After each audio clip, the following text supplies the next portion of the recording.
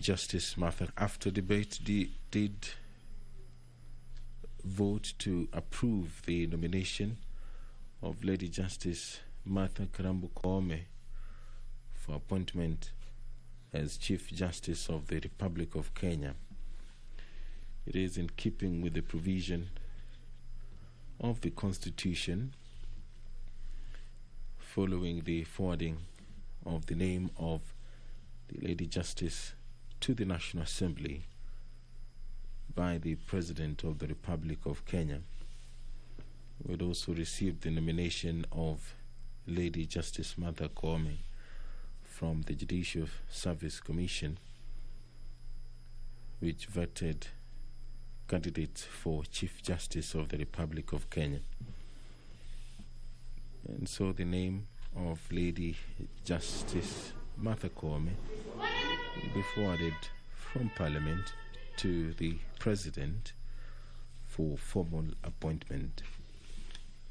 If you're just joining us, the business of the National Assembly is about to begin. The broadcast is brought to you by the Parliamentary Broadcasting Unit in conjunction with the Kenya Broadcasting Corporation. I will now hand you over for this live broadcast. My name is Edward Kabasa. Good afternoon.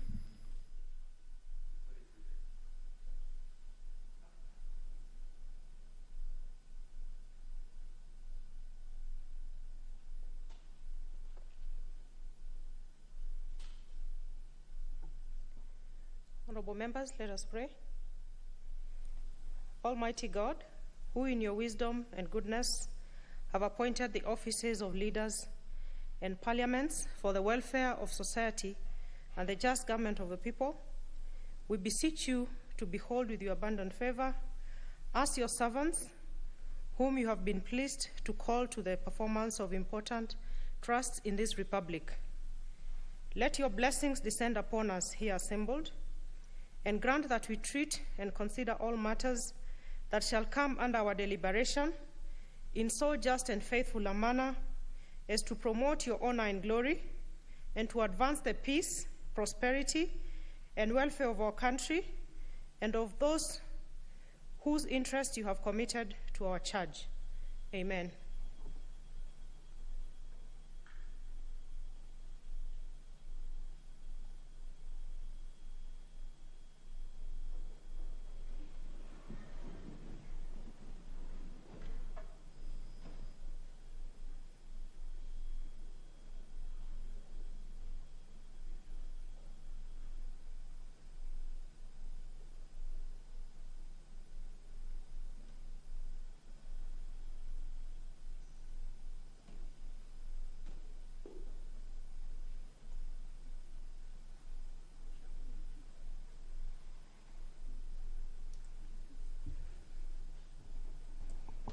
Honorable members, I order the quorum bell to be rung for 10 minutes.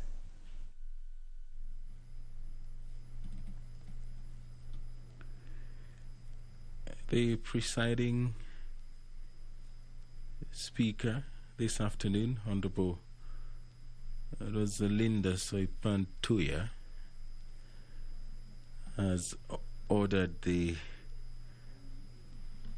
quorum bell to be rung for 10 minutes so that members who are within the precincts of Parliament can make their way into the chambers to allow business of the National Assembly to begin this afternoon.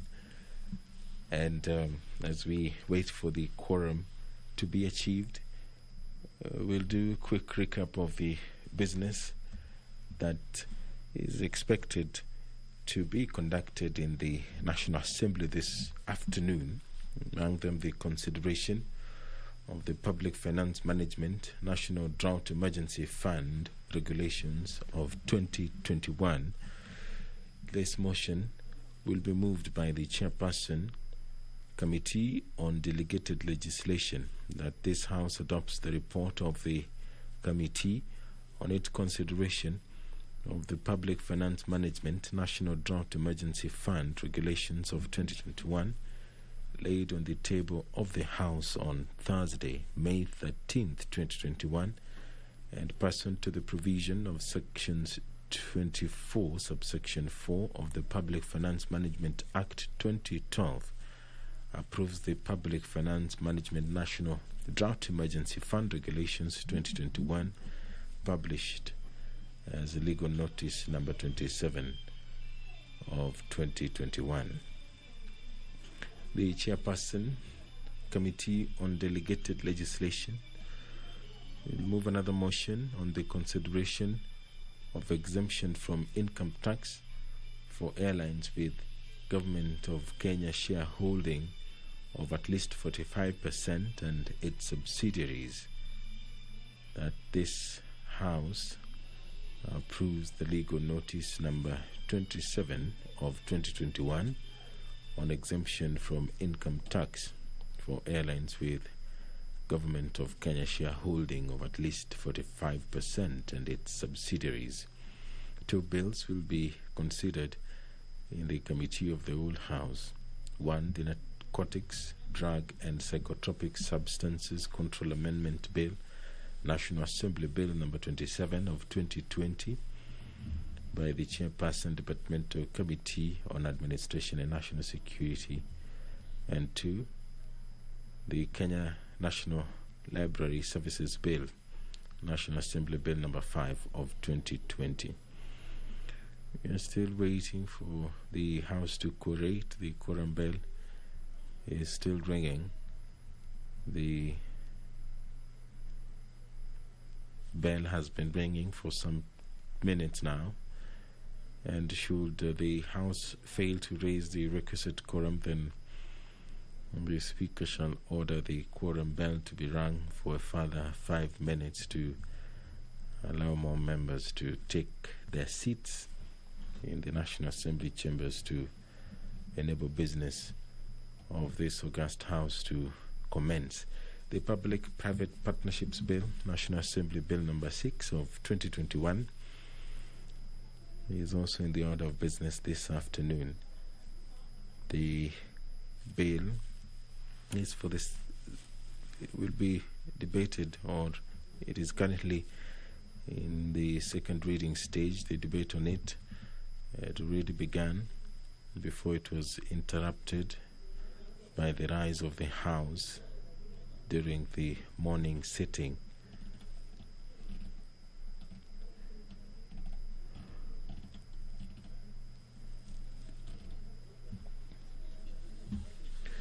In the morning, the members of the National Assembly debated a report by the Departmental Committee on Justice and Legal Affairs.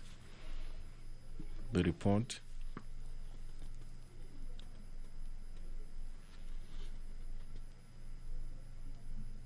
was on the approval hearing for appointment of Honorable Lady Justice Martha Karambu Koome as the Chief Justice of the Republic of Kenya. And the members did debate and approved the nomination of Lady Justice Martha Koome, who now awaits swearing in to become the first female Chief Justice of the Republic of Kenya. Right now we have an acting Chief Justice in the name of Philomena Mwilu, but the country may soon have a substantive Chief Justice there. Quorum has been achieved.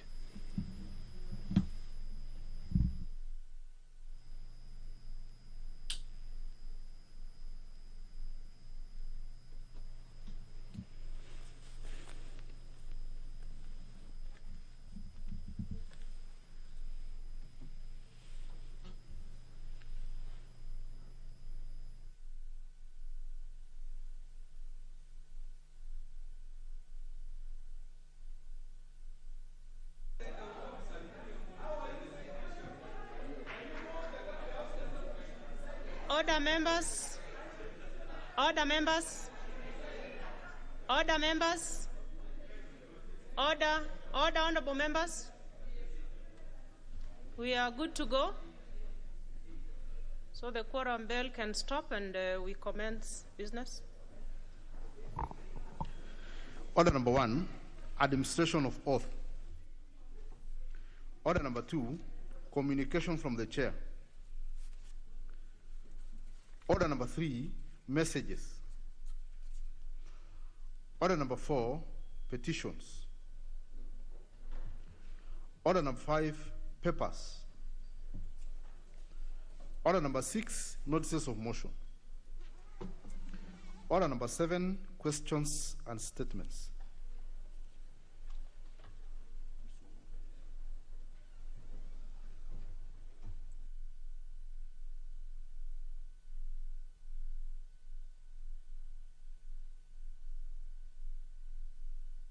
Honorable Abdul Somad, you have a statement? Thank you very much, Madam Speaker. Honourable Speaker, pursuant to Standing Order number 44-2C, I wish to request for a statement from the Chairperson on the Departmental Committee on Administration and National Security regarding police brutality against peaceful demonstrations by the residents of Mombasa and Nairobi in expressing their views on the ongoing conflicts in the Middle East, specifically on the people of Palestine. Honorable Speaker, in the last 2 weeks, a number of demonstrations were experienced in the country regarding the treatment of Palestinians by the State of Israel, among them in Mombasa and Nairobi. The police were informed through the usual channels. However, they went ahead and in some cases violently dispersed peaceful demonstration despite the said notice. Honorable Speaker, it is against this background that I seek a statement from the Chairperson of the Departmental Committee on Administration and National Security on the following.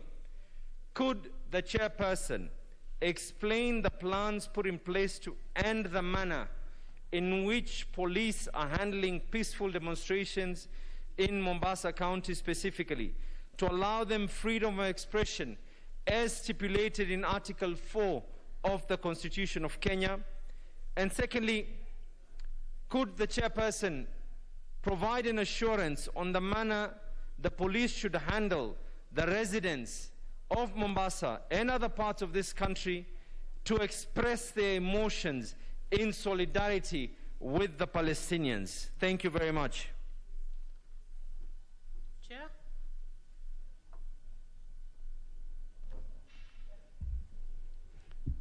Thank you, Madam Speaker. Madam Speaker, I will be able to respond in 2 weeks' time.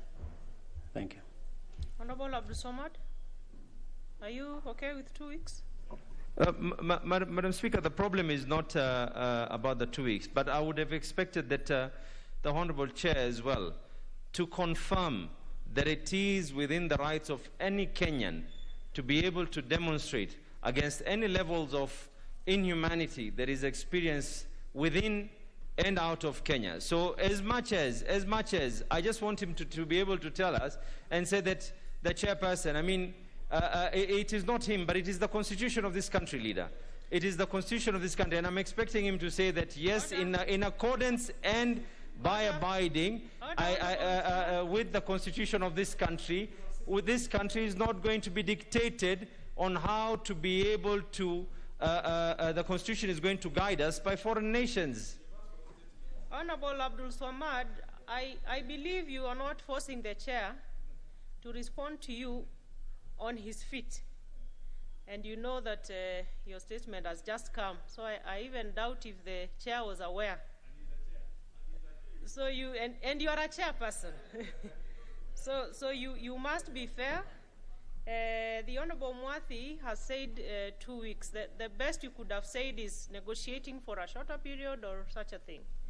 But I don't think, Honorable Mwathi, you are under any pressure to respond to anything. You just give the member the time frame within which you're going to respond comprehensively.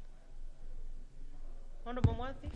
Yeah, thank you, Madam Speaker. And just to confirm to my colleague, the Honorable Chair, that yes, the Constitution provides for those rights, and nobody can take them away, just like you have correctly put them. The only thing is, now that there's a feeling that they have been taken away, you'll wait for us to prepare for a response as to why what occurred.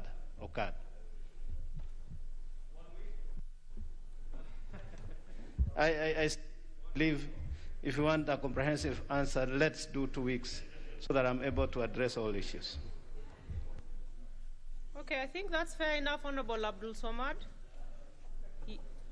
You still want to press? Yeah, Madam Speaker, actually, I agree and I understand that where the chair sits, he cannot be in a position to be able to dictate. But I would expect, this is something very, very simple.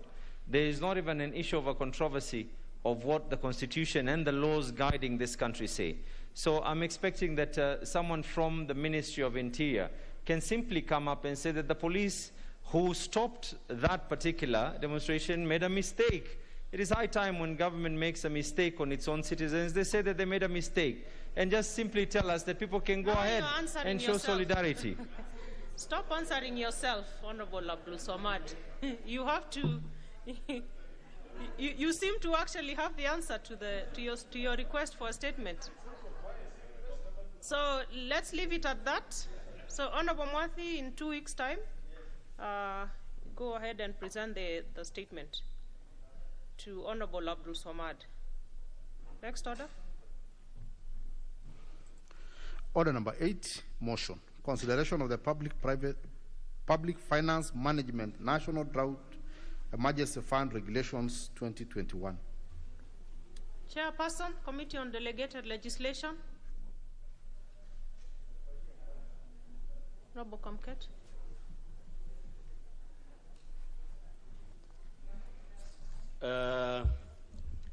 Why have you taken off your mask, Honorable Kamket? And I don't think you have an excuse of spectacles. You don't have any. I can't breathe properly. Yes, you can. Please put on your mask. Honorable Speaker, I beg to move that this House adopts the report of the Committee on Delegated Legislation on its consideration of the Public Finance Management National Drought Emergency Fund Regulations 2021, legal notice number 27 of 2021, laid on the table of the House on Thursday, 23rd March 2021. Madam Speaker,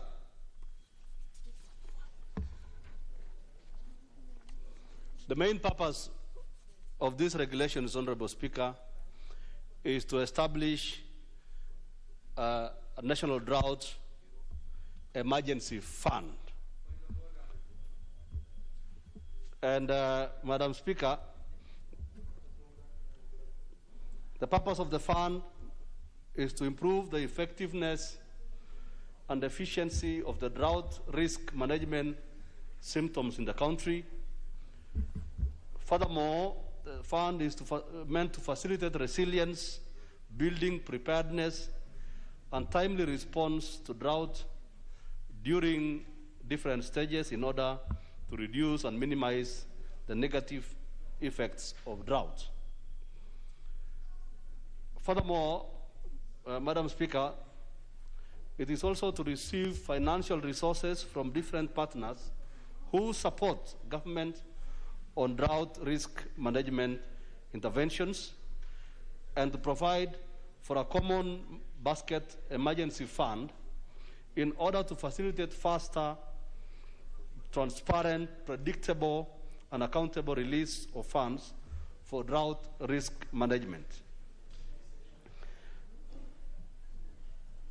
Madam Speaker, a quick overview of the regulations. These regulations, Madam Speaker, establishes an oversight board. There is going to be the board of the National Drought Management Authority, which shall be established. There is going to be a secretariat of the fund.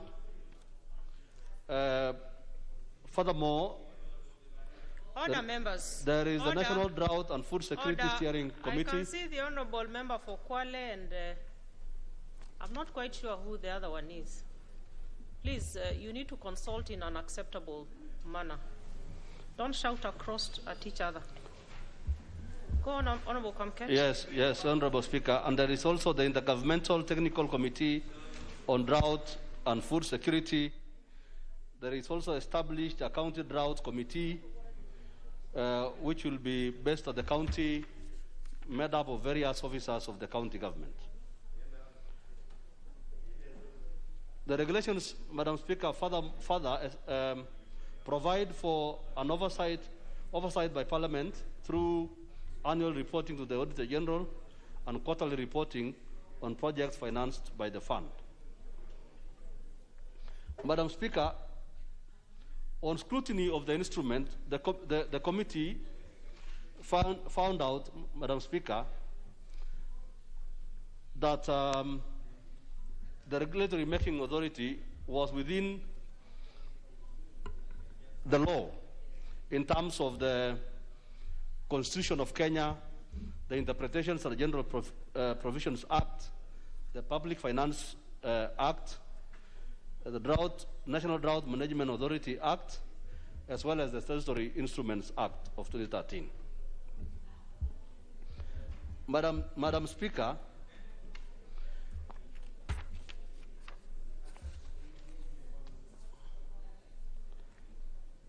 on the matter of public participation, the committee, during its consultations with the regulatory making authority, which is National Treasury, jointly with the Ministry of Devolution and ASAL,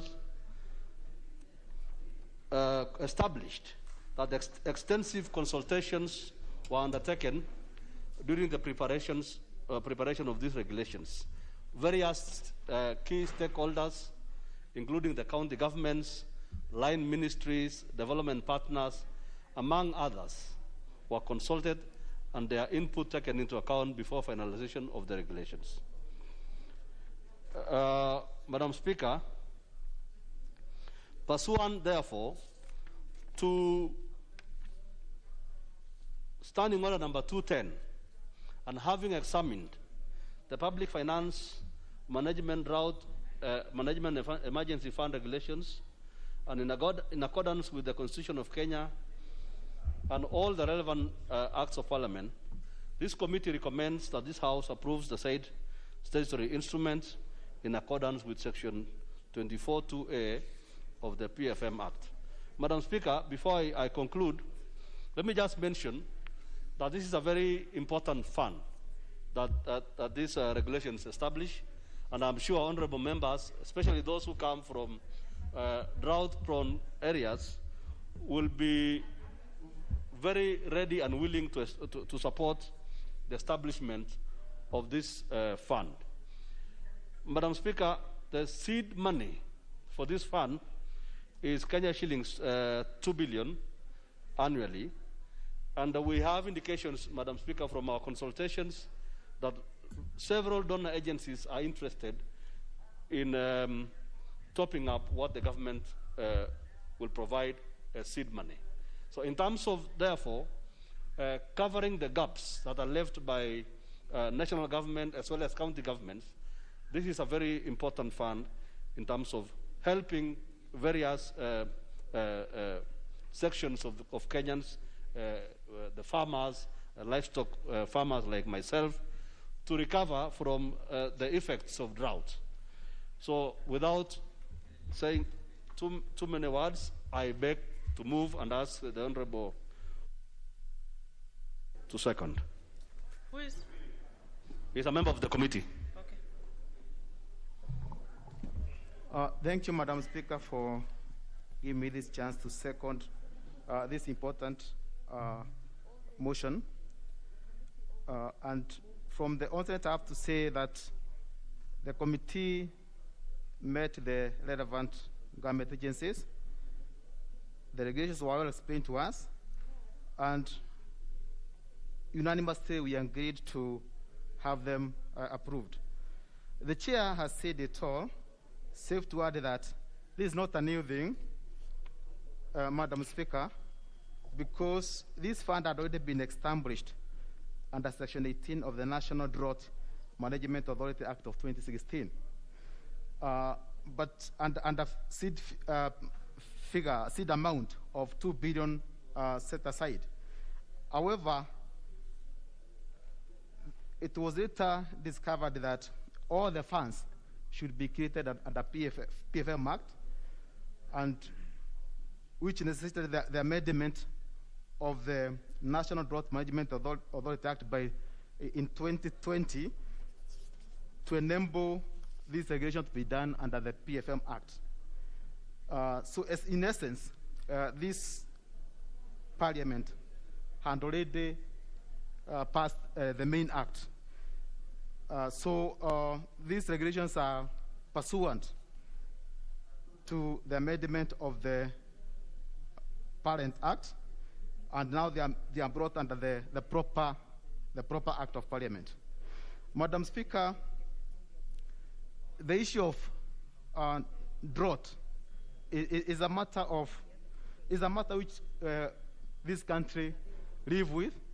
We know time in, time out, occasionally, and sometimes even not far between, there is always drought in this country, and it will always be there. And basically, it is to create a fund which, when national drought come up, we'll have a fund which can deal with this calamity to prevent the suffering, or to ameliorate the suffering which the drought visit on our citizens and our countries. And these regulations, they have set 2 layers at the national level and also at the county level, where at the national level, the committee is supposed to be chaired or led by the Deputy President and deputized by the Chairperson of the Council of Governors.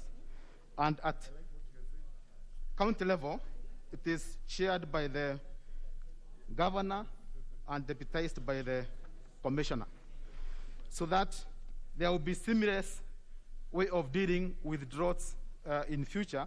And it is a high time. In fact, these regulations have come at the right time, so that we think, or we put measures, they put measures to ensure that in future, the management of droughts will be better coordinated, and the side effects, the worst side effect of droughts will be able to be arrested in time. Madam Speaker, basically the committee was supposed to ensure that there was public participation, and the committee was satisfied that public participation was done before these regulations were put in place. And also there was an issue of the regulatory impact assessment, which we felt or we concluded it was necessary. It was not necessary in this matter, because there will be no cost on the community by these regulations coming into force or being approved by this House. We also established that the statutory timelines were met by the body making the regulations and tabling them in the right time. And having considered all that, we recommended, as the chairman has said, to have these regulations approved. And I urge this House to go with the report of the committee. These regulations, we needed them. This fund, we need it as a country. As we know, almost 70% of our country is actually arid, and we normally have those issues of drought in quite a number of our part of the country. So with these regulations, we hope, and proper management, we hope that the fund, once established and once kicking, this country will be in a better place to meet its this kind of calamities or this kind of incidents when they occur in future. With those seminal remarks, Madam Speaker, I beg to second. Order, members. Order. And you consider yourself chairman emeritus and you want us to flout the standing orders? I have not even proposed the question. Order, members. Honorable members, I go on to propose a question, which is that this House adopts a report of the Committee on Delegated Legislation on its consideration of the Public Finance Management National Drought Emergency Fund Regulations 2021, laid on the table of the House on Thursday, May 13, 2021, and pursuant to the provisions of Section 24, subsection 4 of the Public Finance Management Act 2012, approves the Public Finance Management National Drought Emergency Fund Regulations 2021, published as legal notice number 27 of 2021.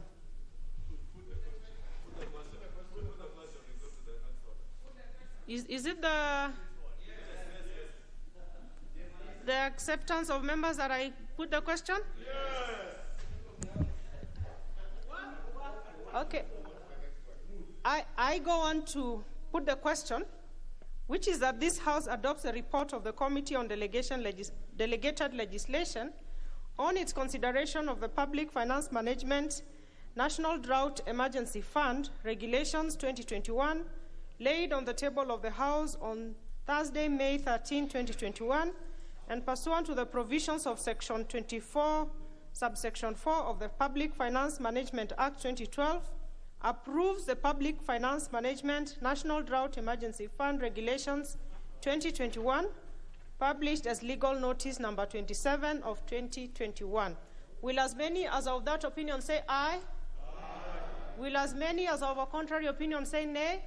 The ayes have it. Next order. Order number 9, motion.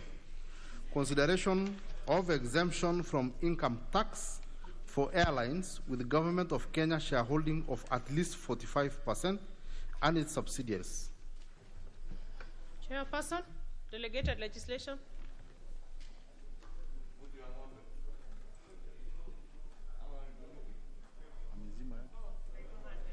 Order, Honorable Ishungwa.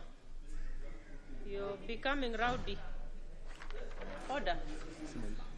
Honorable Speaker, I do not know why the member for Kikuyu is so excited this afternoon. Madam Speaker, I beg to move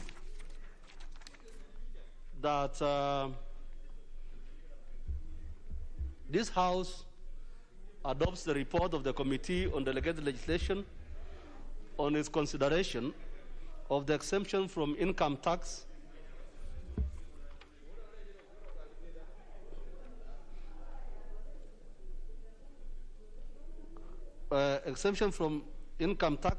an airline in which the Government of Kenya owns at least 45% of its shares and subsidiaries of that airline. Legal notice number 27 of 2021. Madam Speaker, the object and purpose of the exemption before us is to exempt an airline, including its subsidiaries, where the government owns at least 45% of its shares from minimum tax imposed under Section 12D of the Income Tax Act. This legal notice, Madam Speaker, seeks to exempt from the income tax accrued from derived from or accrued in Kenya from the provisions of Section 12D of the Income Tax Act Cap 470, which introduces minimum tax payable by all entities regardless of whether they are in a profit-making position or not. Madam Speaker, the Kenya Airways Limited requested to be exempted from paying minimum tax citing the following grounds. Number one, the COVID-19 pandemic affected the operations of the airlines worldwide, and therefore worsened the financial position of the already ailing airline, which has been making losses in the recent past. Number two, considering its financial operations, the minimum tax will render the company's operations unsustainable. Number three, the airline continued to pay lease expenses even during suspension of all international operations occasioned by the COVID-19 pandemic.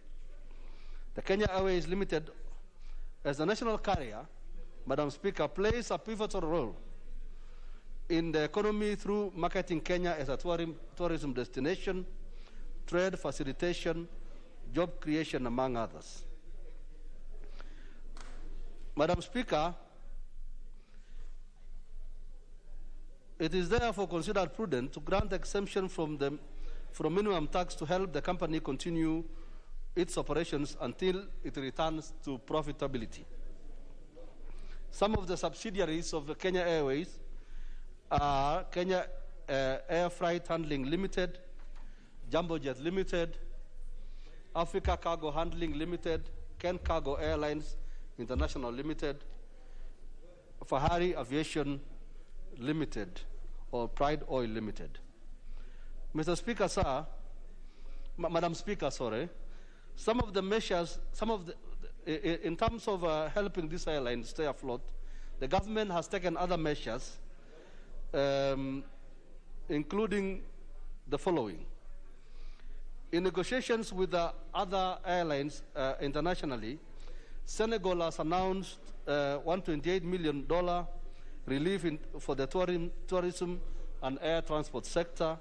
The government of Seychelles has waived all landing and parking fees from April to December 2020. The government of Cote d'Ivoire waived its tourism tax for transport passengers. Lufthansa agreed to a 9 billion bailout with the German government. South Africa is deferring payroll, income, and carbon taxes across all industries, as well as Tanzania Civil Aviation Authority has proposed measures to help, including postponement without penalties of payments related to charges, cessation of arrangements of increasing charges to operators, among many others. Madam Speaker, on scrutiny of the instrument, the committee examined the exemption from tax act, an airline in which the government of Kenya owns 45%, and in accordance with the Constitution of Kenya, the Interpretation of General Provisions Act and the Statutory Instruments Act, and found that all these pieces of legislation were followed. Madam Speaker,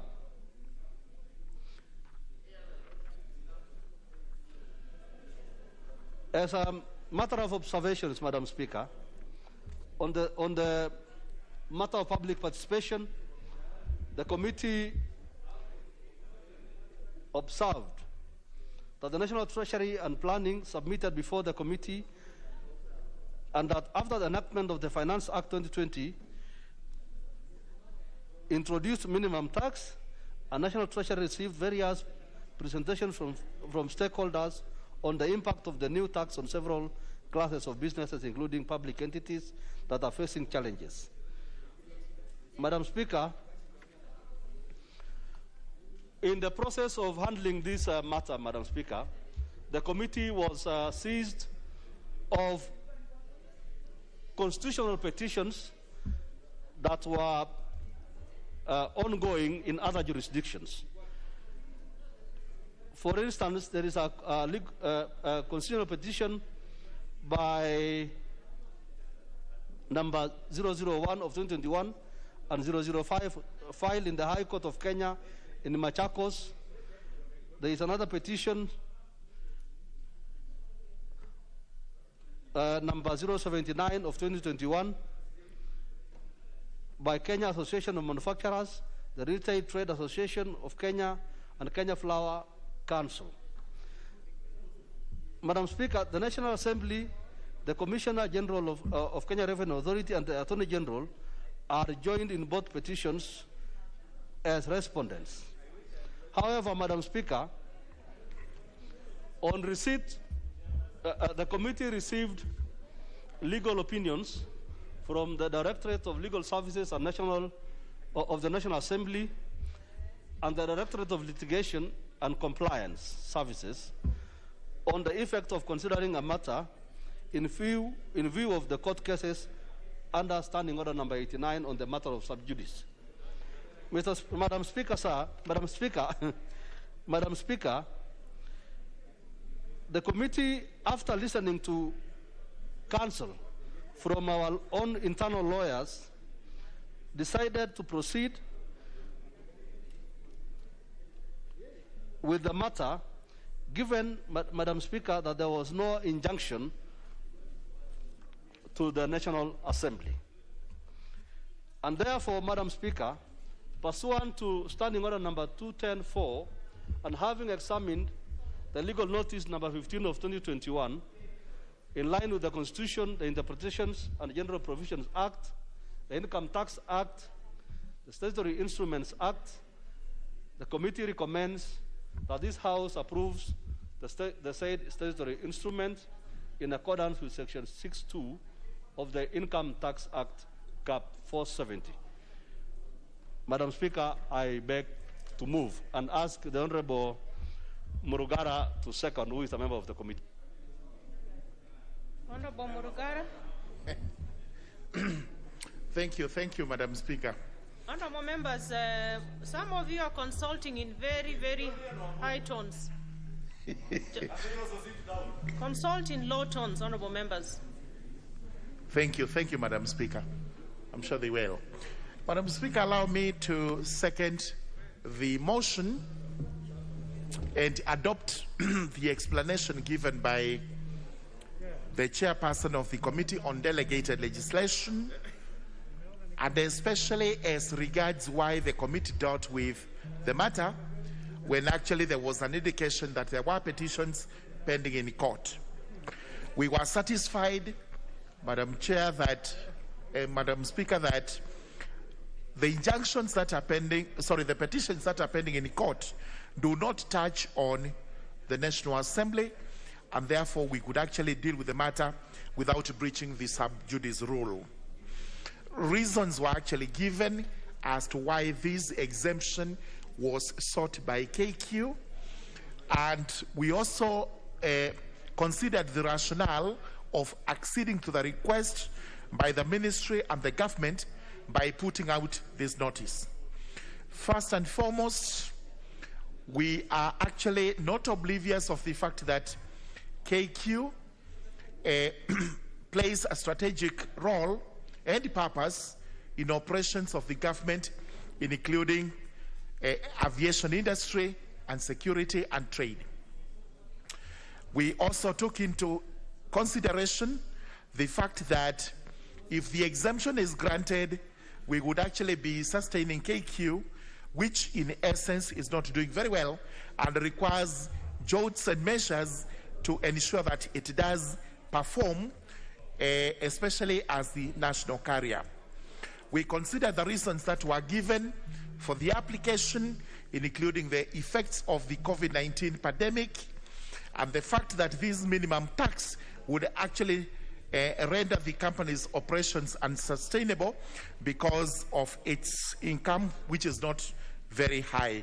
There were other reasons that were given, and also to consider that under KQ there are various subsidiaries which would benefit from the exemption that is being sought.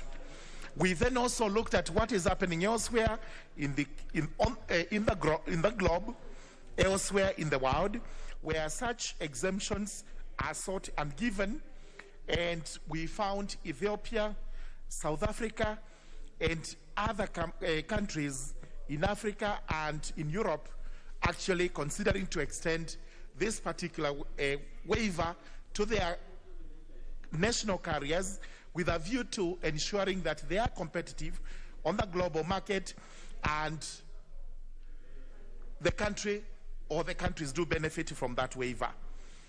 Having considered this, and especially the proper section of the income tax that empowers the minister to issue such a notice, and failing to find any impediment to the fact that this committee would approve the statutory instrument, we had no reasons not to approve, and therefore we approved.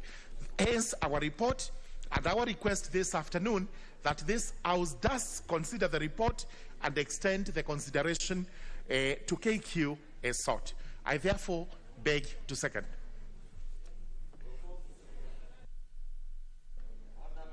Order, members. Honorable Musimba. Order. Order, members. Is it that members are just still in the recess mode? Members, you are not paying attention. Order. Honorable members, I go on to propose a question, which is that this House adopts a report of the Committee on Delegated Legislation on its consideration of legal notice number 27 of 2021 on the exemption from income tax for airlines with Government of Kenya shareholding of at least 45% and its subsidiaries, laid on the table of the House on Thursday, May 13, 2021, and pursuant to the provisions of Section 13, subsection 2 of the Income Tax Act, approves legal notice number 27 of 2021 on exemption from income tax for airlines with Government of Kenya shareholding of at least 45% and its subsidiaries.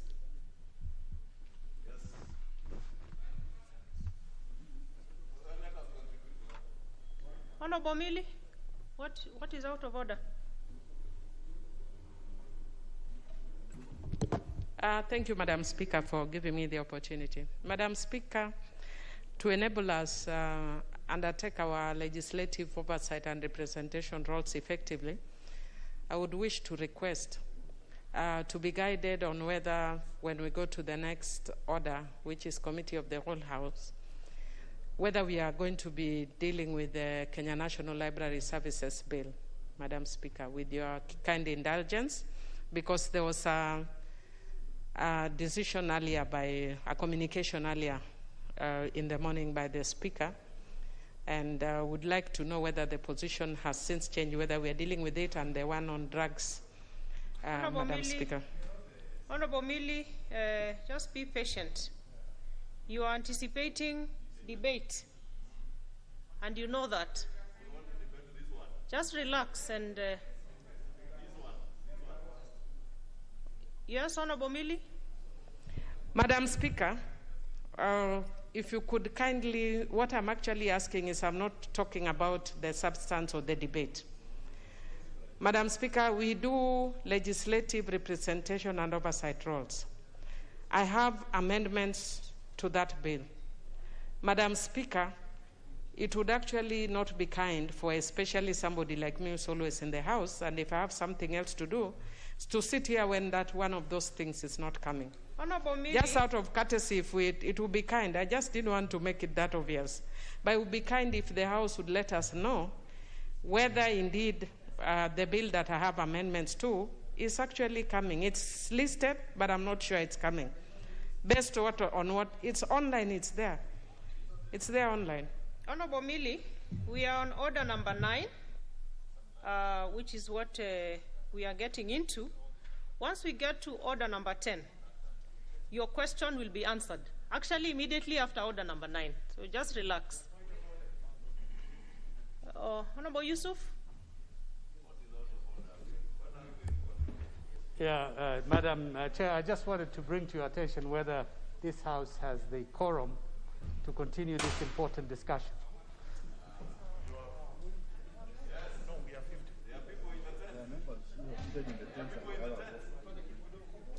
Honorable Yusuf, we have several members. We are properly constituted. We have several members out in the tents. And so let us go on. Let us start with the Honorable Barasa Mutua. Member for Kimilili. Thank you, Madam Chair, for giving me this opportunity to contribute to this very important motion. And from the very onset, Madam Chair, I want to regret that the Honorable Chair of Delegated Legislation, he has not convinced me to support this motion. I say so because I'm aware that Kenya Airways gets a lot of money from the government, Madam Chair. Kenya Airways is not even audited by the Auditor General. He has not told us whether if we exempt them from paying taxes, Kenyans are going to pay less amount of money in the name of tickets, Madam Chair. We have continued to support Kenya Airways, but Kenya Airways seem not to be doing very well. If they cannot do very well, let them wind up, Madam Chair. Madam Chair, this house is we are people's watchmen. We are not the government's watchmen, Madam Chair. Speaker. And we must continue, Madam Speaker, to ensure. Honorable Didmas, we are in a full plenary. We are not in the committee of the whole House. So you are addressing the Speaker. Thank you, Madam Speaker, for that direction. I'm guided. And what I was saying is that this House, we are supposed to protect the interest of the Kenyan people and not the interest of government, Madam Speaker. Madam Speaker, I say so because as a people, we represent Kenyans. And we must ensure that our contribution in the name of passing motions and bills and the reports is to assist government deliver better services to the Kenyans, Madam Speaker. I am opposing this motion because we cannot be giving Kenya Airways money every year. And because of management or one reason or the other, they are unable to get back to profitability. I see very many ills being committed to Kenyans by this government, but is being assisted by this House itself, Madam Speaker. I've seen, you saw what happened yesterday, where police enters a telling center and begins to beat up people and everybody. You've seen last 2 weeks, the governor of Bungoma pronounced himself that he has fairer blood. Fairer, Madam Speaker, it was a group that was in Bungoma that was similar to Mungiki. And these people are still moving around, Madam Speaker. Madam Speaker, if this House will continue ticking boxes for government, if this House will continue aiding government to commit more ills to the Kenyans, I would rather resign than be part of a group of people in this House that are simply processing what the government brings here without being guided by the interest of Kenyans, Madam Speaker.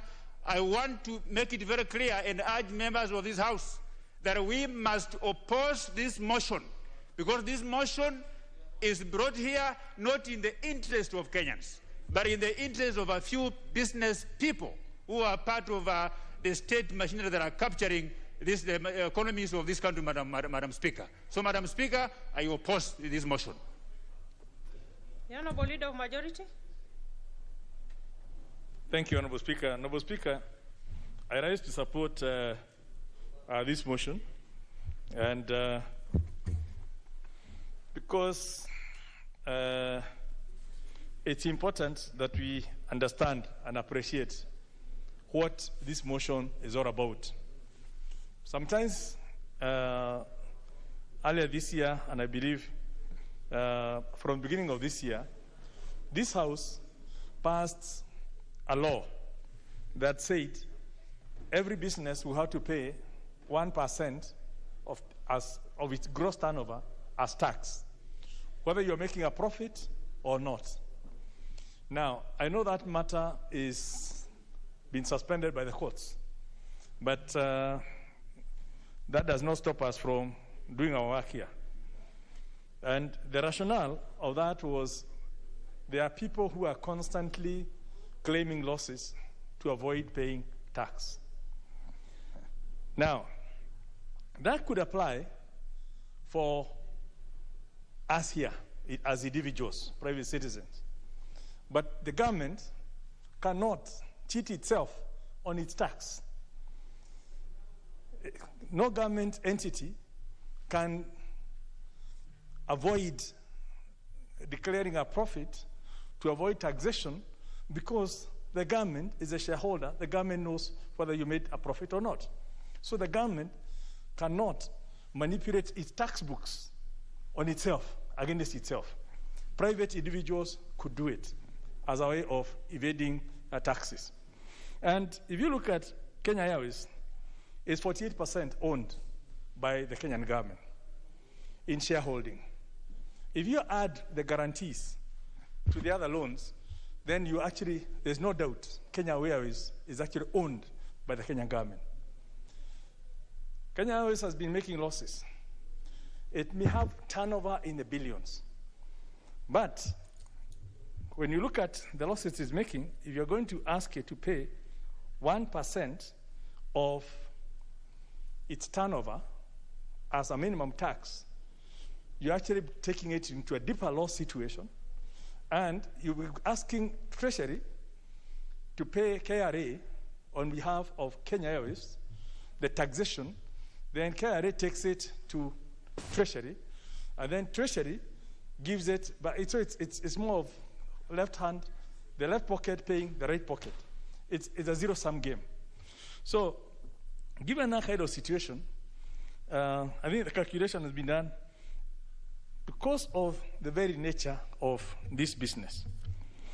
And looking at the history with which Kenya Airways and the committee has really done through all that, the entire airline industry is in shambles globally, even before COVID.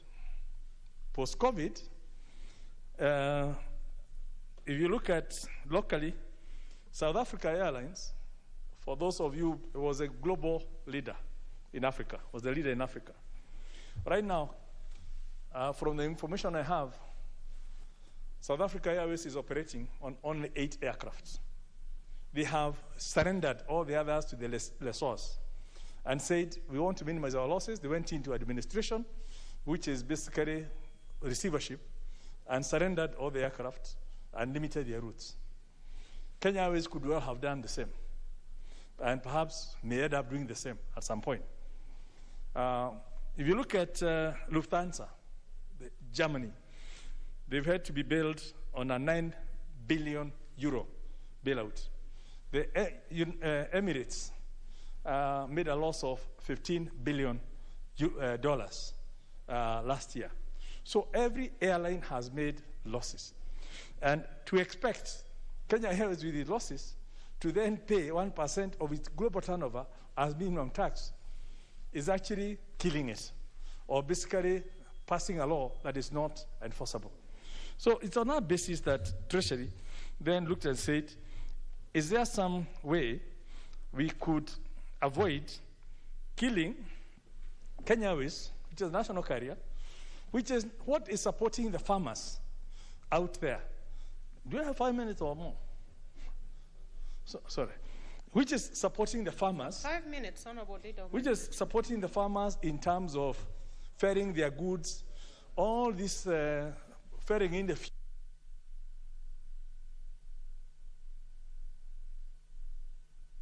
Wind up in a minute. Thank you. Leader of Majority. Kenya Airways is a critical actor in this country supporting the economy. You kill Kenya Airways, you kill all the economy that is supported through transportation, be it tourism, be it agriculture, be it horticulture. And hence, this is a measure to shield it, and even from litigation, that they are not paying taxes and they are supposed to be doing it.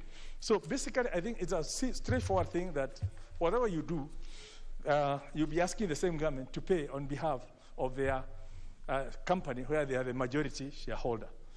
With those few remarks, I beg to support and ask members, we support this thing. We don't need to debate much of it. It's a different debate from the ownership structure. This is about minimum tax and salvaging that kind of situation. Honorable Passaris Rosanna.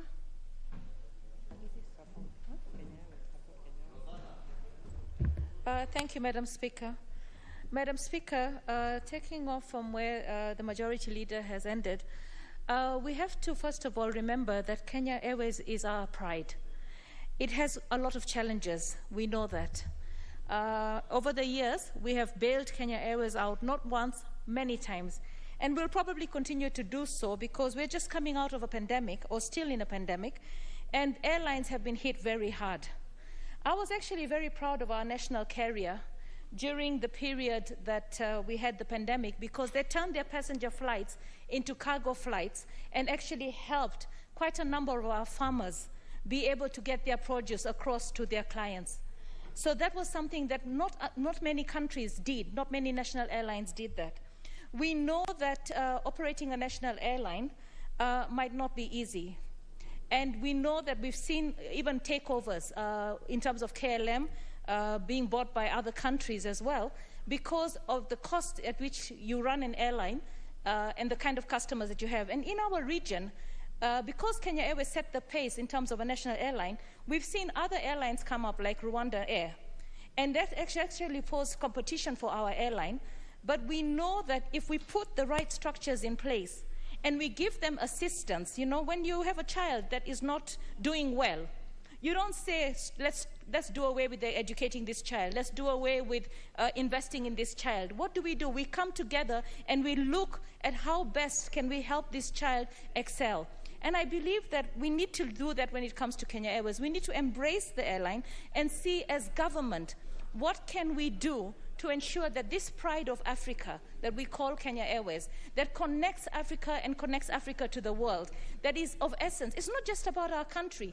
When we don't support Kenya Airways, we are not supporting the bigger continent of Africa, because the entire continent of Africa depends on Kenya Airways for connectivity. So as a country, I think sometimes we have to stop politicizing everything and we have to call a spade a spade. Kenya Airways has had some struggles. There has been corruption, and we ask the various bodies and structures that we've put in this country that deal with corruption to make sure that as government invests in this airline and gives concessions to this airline, that we are not losing this money through corruption. But to say that because there has been corruption and because it's been bailed out, we should actually back off from Kenya Airways would be the wrong way to go. Because without connectivity, no country can develop. And for me, Kenya Airways has had its challenges, but as a country, we have to understand that without this airline, we're not going to do very well. And I also want to talk to the board of Kenya Airways and the management of Kenya Airways. At the end of the day, you're running an airline and you've got competition. So you have to also style up and ensure that you have the prices that are right and the service that is right.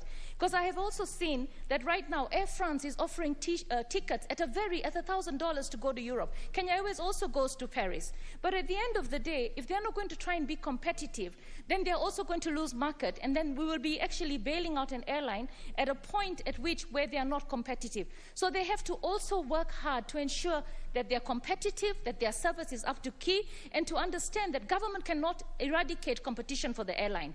Government can give them the cushion that they need, but they also have to step up and ensure that they guard the public resources. There was a time that one had pride when Kenya Airways was trading in the stock exchange for 124 shillings. And now look at the price. It is a shame. So whatever we have done wrong over the years to bring this airline down to its knees, right? Let the anti-corruption go for all those people that actually brought this airline down. Because at the end of the day, it is the national pride of this country. It is our connection to not only our continent, but the rest of the world. And Africa can always excel. And I believe that there are management that we can also have within our own country that can bring Kenya Airways forward. In other countries, we've got Kenyans that are managing big institutions and doing well. Every time we're looking to bail out Kenya Airways, we're looking for foreigners. Let's also look for the good brains that we have in this country to ensure that this airline can stand up and excel and live beyond us and be our legacy as leaders. Thank you, Madam Speaker. Member for Kikuyu.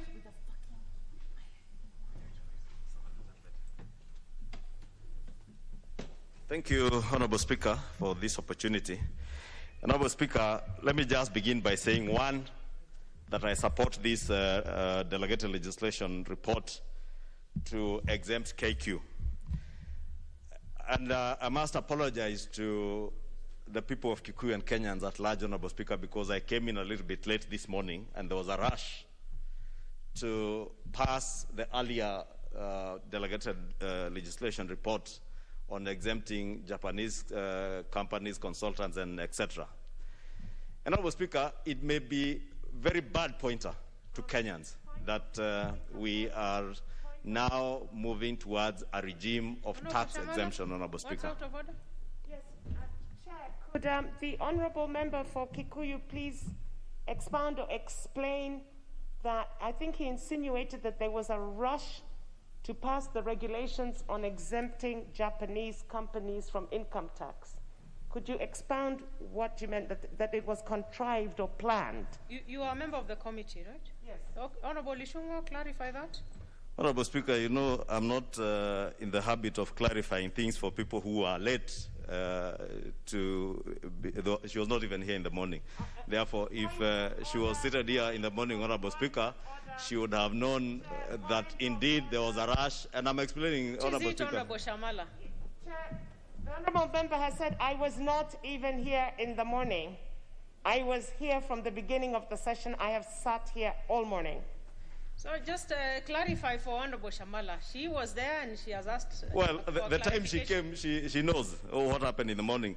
And indeed, Honorable Speaker, just like we have done with the earlier business, the one we just transacted before this, that is exactly what happened in the morning. And I was saying it is my regret and my apology to the people of Kikuyu and Kenyans at large, because I walked into the chamber late, and by that time, we had exempted Japanese companies, Japanese consultants from paying taxation, Honorable Speaker. And I was saying, with that, I support, Honorable Speaker, the move to exempt from the minimum tax. And because I've heard the member for Kimi Lili, the Honorable Didmas, rise on this matter, and I think I want to agree with the Leader of Majority on the question of delinking what we intend to do with this delegated legislation and the ownership structure of Kenya Airways. I want to beg that those who are of the view, like Honorable Didmas, that it is indeed some of us who rose on this floor when we were passing this legislation for minimum tax to oppose the question of minimum tax. Because you can never tax a business based on its turnover. You tax the profit and the returns that businesses make, not the money they make. If you take the case example of Kenya Airways, not Kenya Airways, any airline, Honorable Speaker, and maybe we should even be thinking of how we extend this to beyond Kenya Airways to other airlines and other businesses, and I am happy, Honorable Speaker, that the courts came to save Kenyans from this minimum tax, and I pray that even the matter in court will be resolved in favor of the people of Kenya, because as legislatures, Honorable Speaker, I think we did fail the people of Kenya in not protecting them, Honorable Speaker. The airline industry, Honorable Speaker, has so many levies and taxes that are loaded to their ticket sales. And therefore, when you tax minimum tax on a ticket sale, you're actually taxing a tax on tax. And these airlines, Honorable Speaker, as many other members have said, with the collapse of the aviation industry due to the COVID pandemic, Honorable Speaker, many pundits are now estimating that it will probably take airlines across the world, not just Kenya Airways, a minimum of 2 to 3 years to be able to recover. Therefore, Honorable Speaker, I want to say that I want to support this on the basis that this airline also has a ripple effect on other sectors of the economy. Talk of tourism, talk of even our taxi businesses, talk of hotels, with the number and the effect it has on the tourism sector in terms of the passengers that they are bringing to this country. And therefore, we must be able to be in a position to secure at least our national airline and our pride. But also, Honorable Speaker, to mention that this must not be seen and must not be used by those who intended to use Kenya Airways to use state capture, to capture the business of KAA. That this must not be another avenue now, Honorable Speaker. Lastly, Honorable Speaker, we must ensure that if we are exempting this corporation from taxes, Honorable Speaker, this corporation must also subject itself to the audit by the Honorable Dr. Makali Mulu. Yeah, thank you. Thank you very much, Honorable Speaker, for this opportunity. Honorable Speaker, I've listened to the mover and I've listened to the majority leader. And I want to join them in supporting this request to exempt Kenya Airways from the 1% turnover tax. Honorable Speaker, I think we are all in agreement that Kenya Airways is a strategic investment for this country. Kenya Airways is the pride of Africa and the pride of Kenya. But Honorable Speaker, I think I need to make the following observations. I think as a country, Honorable Speaker, because we are using taxpayers' money, we have built this airline for so many times that anytime they do their business and they make losses, it is the taxpayer who comes and raises resources through taxation, which we pump into Kenya Airways. Unfortunately, Honorable Speaker, the more we pump these resources to Kenya Airways, the more they incur more losses. And to me, the most important question is, for how long are we going to continue pumping more resources to Kenya Airways as a country? Because to me, that is using good money to chase bad money. And at the end of the day, I always believe the kind of billions you're packing to Kenya Airways, if they were pumped to other development initiatives, Kenyans will benefit more. So I think even as a House, as we support this exemption, Honorable Speaker, I think we need to start asking the hard questions. The government is so keen to talk about shareholding in Kenya Airways. They are so keen to talk about taxing themselves if they were to take this tax. But Honorable Speaker, from my own assessment and my own opinion, there has been very minimal effort being made by the government to penetrate the management of the Kenya Airways. And I think that's where the problem is. How come we pump so much resources, but do very little to ensure that we are controlling the management of the airline? Because unless the management of Kenya Airways is also being kind of, the government is taking the same kind of interest in the management as they are taking in pumping resources, then Honorable Speaker, can say without any fear of contradiction that we continue just using taxpayers' money to pump to Kenya Airways year in, year out. And I believe this money could help other Kenyans who are saying they have no water, like where I come from. They could be able to get water. The same resource could be used to do other important national initiatives. So even as we support this, Honorable Speaker, I think time has come when then we must start asking the government the hard questions and make sure that the more money we give to the Kenya Airways through Parliament, the more they also become more careful to start making profits. For now, it's understandable because of COVID-19, all airlines are not doing well. But I think Kenya Airways has not just been doing badly this year. They have been doing badly over the years. And the question is, for how long do we continue doing this? So let's support, but I think, honorable members, it is our work as parliamentarians, as representatives of the people, to make sure that the taxpayers' money is used effectively and efficiently. With those remarks, Honorable Speaker, I support. Member for Imenti Central, Honorable Kerema.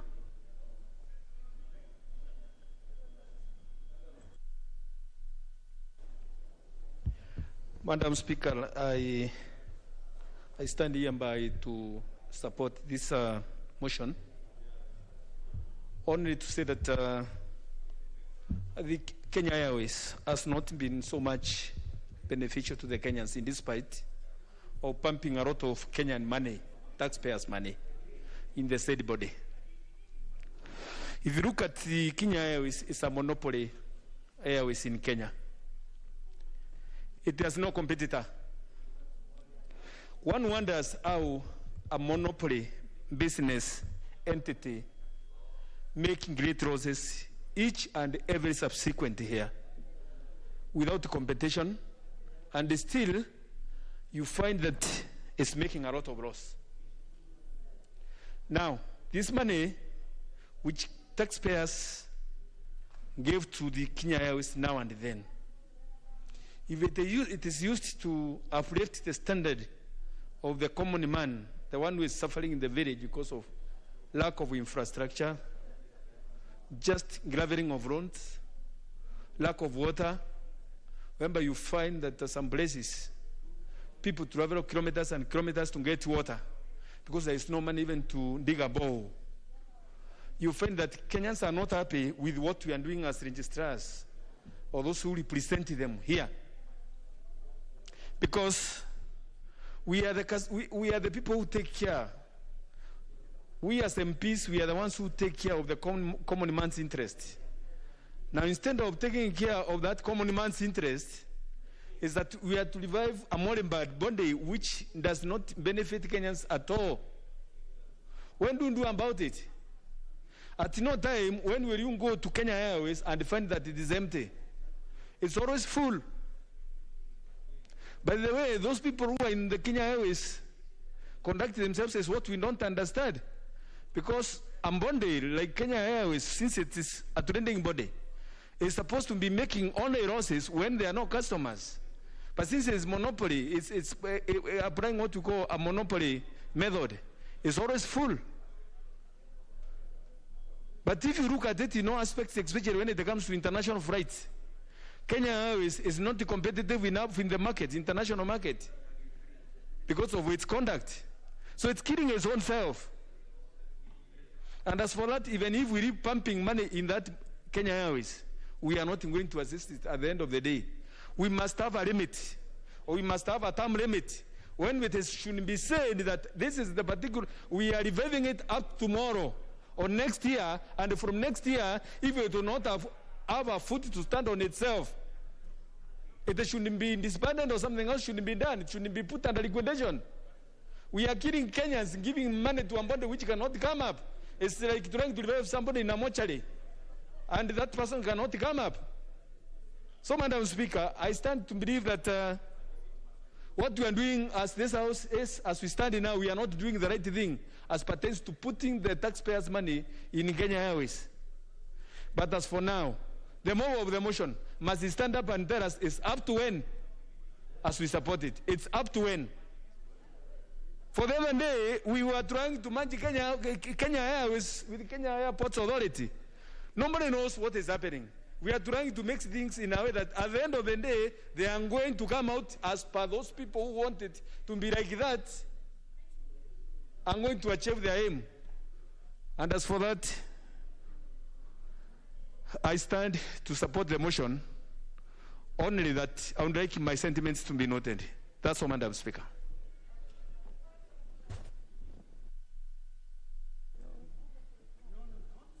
Honorable Mabona, did you remove your card? Honorable Millie, you want to speak to this one? Okay, go ahead.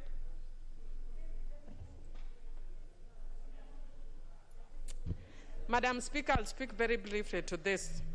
And Madam Speaker, I do support the motion, but I'm hoping that we can actually take note of what the honorable members are saying. That the issue of KQ has come before this House severally, and even as patriotic Kenyans who are very proud of our lines, we are worried at the way that KQ is being managed. Excuse me, Madam. Oh boy, sticking with this mask for too long is a problem.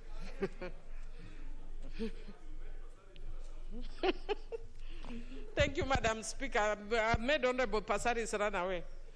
But having said so, thank you. Thank you, thank you. That's better.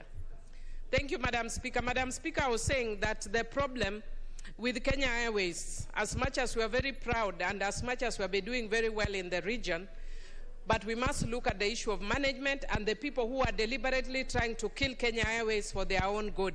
Because we know that there are people who want to kill Kenya Airways so that they can buy it. The problem is, as a country, we do not want to talk about it, and as members of parliament, we don't want to talk about it.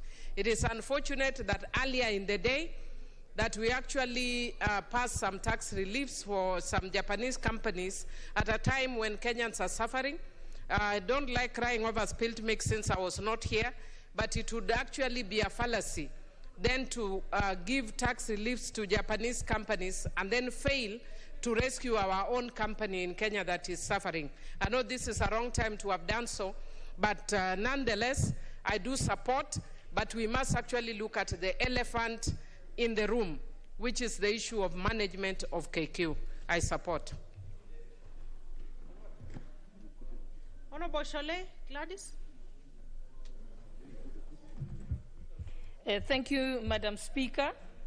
I rise to support this bill, but with several reservations, which we expect that we should be able, as Parliament, at some time, to be able to get a response.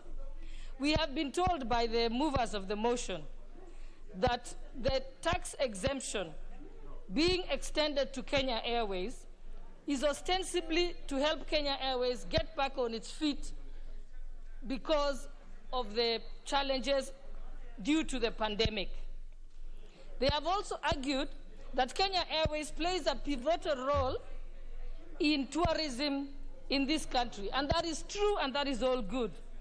But the issue is, Kenya Airways is owned I think maybe 45% by the government, and the rest is owned by private business individuals. So what is actually happening here is a few privileged private businessmen who have the privilege of being shareholders in a government company are actually being cushioned against the COVID pandemic. But you must remember that there are millions of other businessmen in this, business persons and companies in this country who don't get a similar cushioning. In fact, recently, the government imposed a minimum tax on them, and were it not for the courts, they would be in dire trouble. So why is it that businesses that are in business with government are getting this cushioning? When you say that Kenya Airways plays a pivotal role in tourism, what about the thousands and thousands and millions of hotels in Kenya, hotel owners, lodge owners in places like the Mara and some of our touristic sites, who actually bring huge revenue to this country, have not been cushioned? They are suffering. Recently, I was in the Mara, and all lodges were closed. Therefore, the entire community was suffering. Who is cushioning those people? Who is cushioning our ordinary business persons in Kenya from this pandemic? We should be saying as a house, let us stop discussing individual companies, even if it is a state-owned company. It amounts to discrimination. Who is cushioning our operators of internal flights that operate within our country? Because they also lost business. They are not being cushioned, and we're not talking about that. And also, what guarantees do we have that with this exemption, Kenya Airways is going to get back on its feet? And we know that the tax exemption is not going to help Kenya Airways. The problem of Kenya Airways is that they ended up buying very expensive aeroplanes. And then they overpriced themselves out of the market.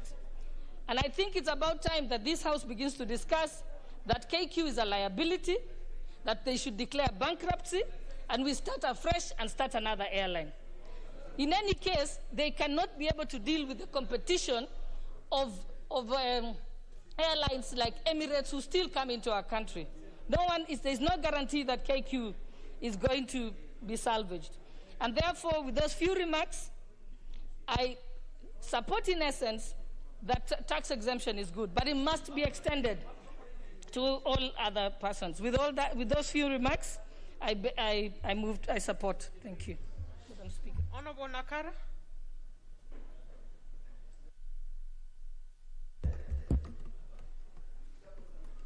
Thank you, Madam Speaker. I would like to join other members who have actually decided to support the motion, but at the same time questioning the way the KQ is being run. Madam Speaker, for sure, KQ is our brand. Wherever it goes, KQ represents this country. But Madam Speaker, we cannot spend a lot of money on reviving KQ now and then. It makes us to look like as if we are not considering the little man who works hard to pay these taxes so that this country can run. Madam Speaker, as my other members have said, we want to make sure that if we are going to accept KQ from paying the taxes, are they going to work hard so that they can come to the level of competing with other airlines? Because, Madam Speaker, we want to make sure that the little money that people of this country are struggling to give through taxes, we are neutralizing in a very positive way, in a right way. And we direct that money to where we can get benefit back to our people. Madam Speaker, we want to tell the KQ that they need to wake up, because this issue of being accepted now and then, it has become too much, and it has become like a routine to this House that we have been supporting lazy institutions who are not working hard to make sure that they are getting profit in their services. Madam Speaker, as much as we want to see KQ in its own feet again, we need to make sure that as we accept them, they can report how much they are getting, how they are working on, how they are improving, so that as we give them that exception, Madam Speaker, the country can benefit also. With these remarks, Madam Speaker, I support.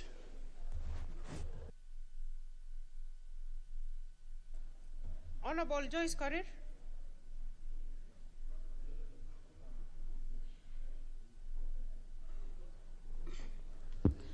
Thank you very much, Honorable Speaker, for giving me this chance to contribute on this matter on the issue of the KQ tax exemption.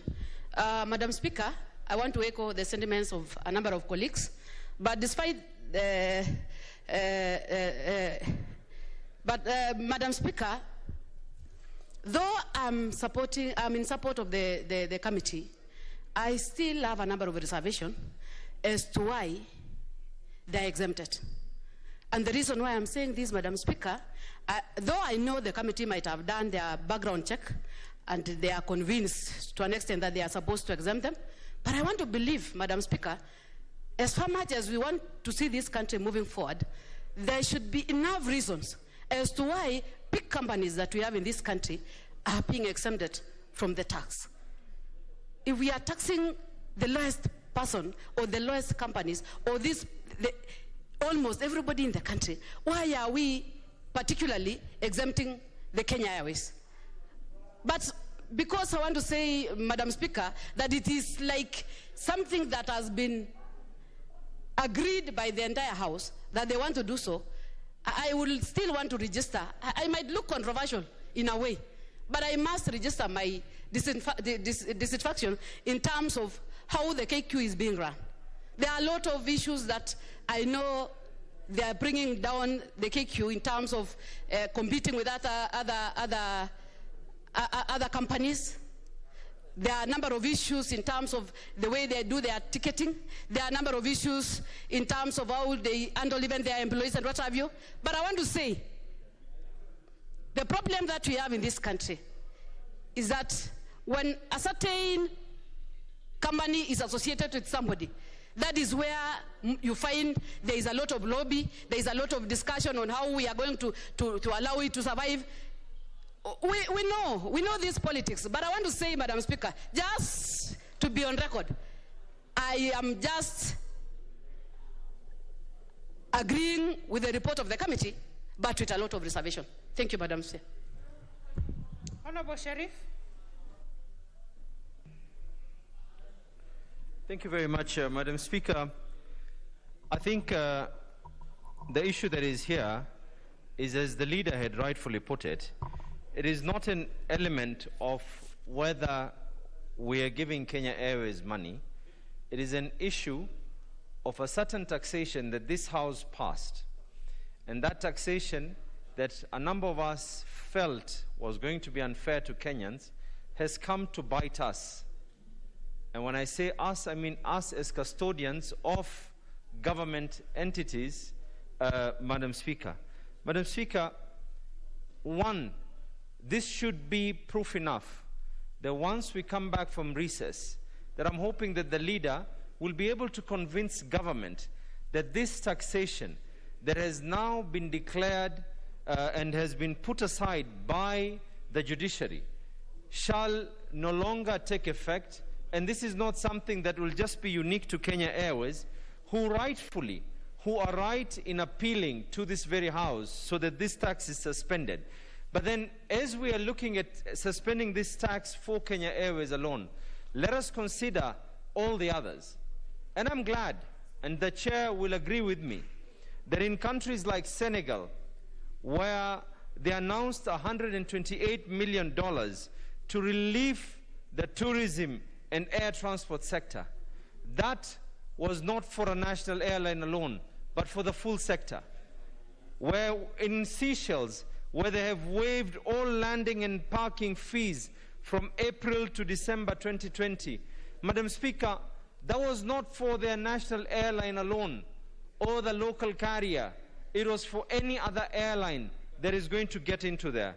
When Cote d'Ivoire waived its tourism tax from transit passengers, it was not for a specific airline. It was for every single passenger who was using Cote d'Ivoire as a transit point.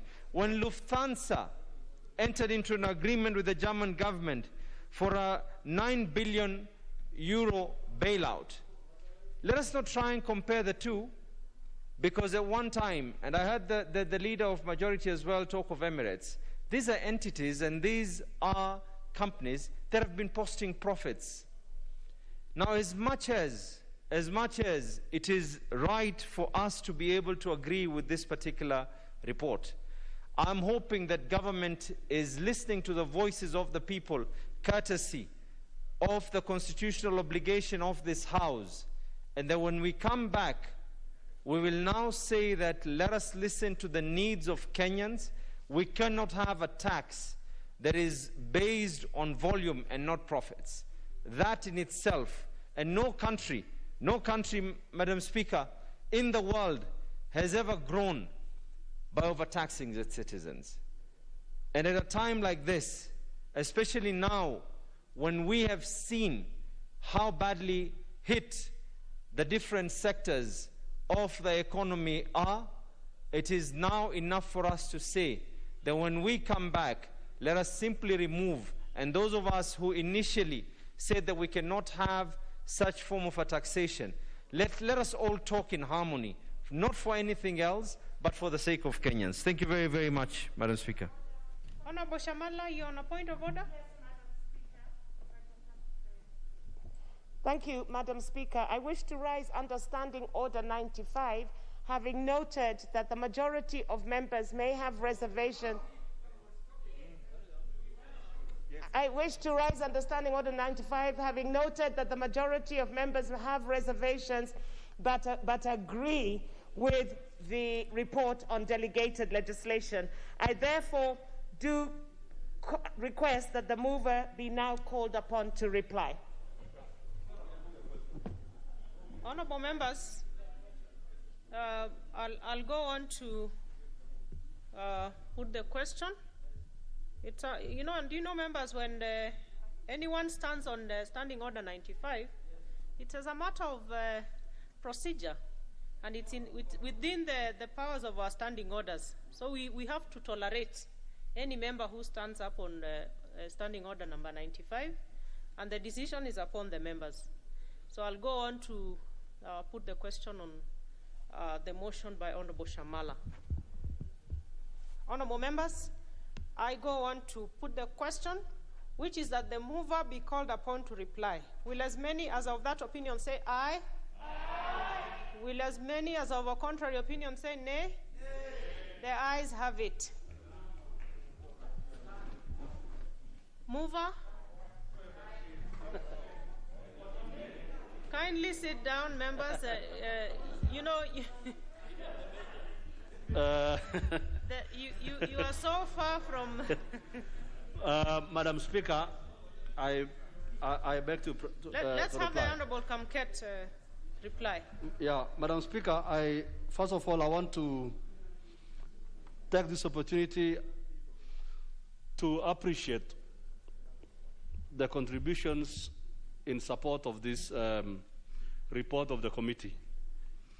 I want to appreciate all the honorable members who stood in support and say, Madam Speaker, that the reservations that have been raised by honorable members have been noted, and I am sure, Honorable Speaker, that those who are concerned with the management of Kenya Airways will have taken note. If they did not take note today, I am sure they, because Hansard is a public document, I'm sure they will be seized of the matter on the reservations that have been raised by honorable members of this august House. I take cognizance of the fact that there was only one member who had an extremely opposite view of the others, but I forgive him. Otherwise, Honorable Speaker, with those few remarks, I beg to reply. Order, members. Order. Honorable members, having confirmed that the House is properly constituted, I go on to put the question, which is that this House adopts a report of the Committee on Delegated Legislation on its consideration of legal notice number 27 of 2021 on the exemption from income tax for airlines with Government of Kenya shareholding of at least 45% and its subsidiaries, laid on the table of the House on Thursday, May 13, 2021, and pursuant to the provisions of Section 13, subsection 3 of the Income Tax Act, approves legal notice number 27 of 2021 on exemption from income tax for airlines with Government of Kenya shareholding of at least 45% and its subsidiaries. Will as many as of that opinion say aye? Aye. Will as many as of a contrary opinion say nay? Nay. The ayes have it.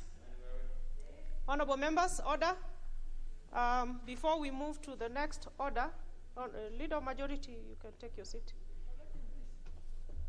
I have a communication to make.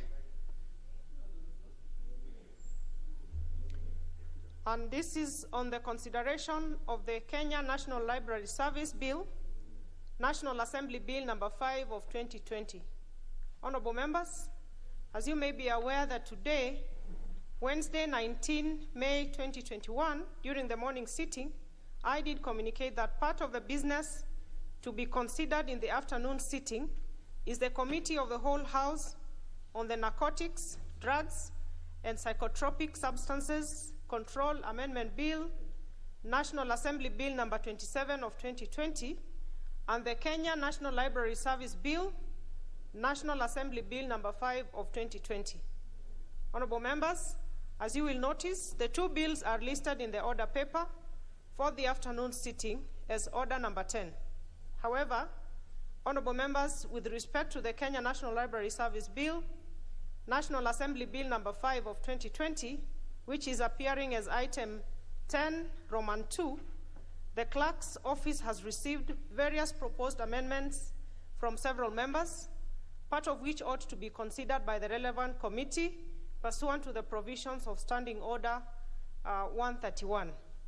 In this regard, honorable members, I hereby invoke the provisions of Standing Order 131 regarding harmonization of proposed amendments to a bill and refer the amendments proposed by the Honorable Millie Odhiambo Mabona, MP, and those proposed by the Honorable Dr. Patrick Musimba, MP, to the Departmental Committee on Sports, Culture and Tourism for consideration and harmonization.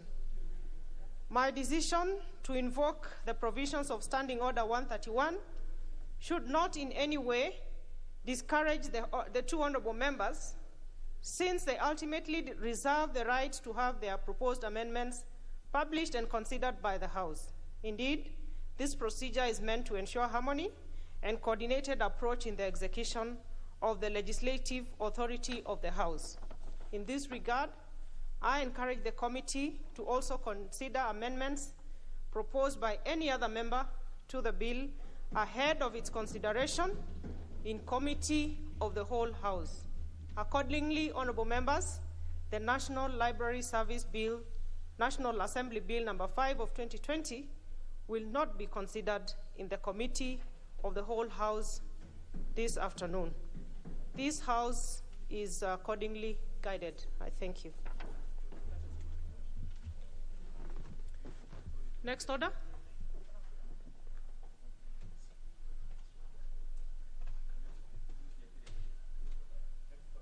Order, members. Order, members.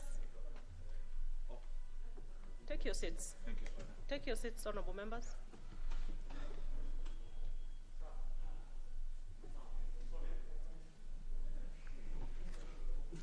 Order number 10, Committee of the Whole House.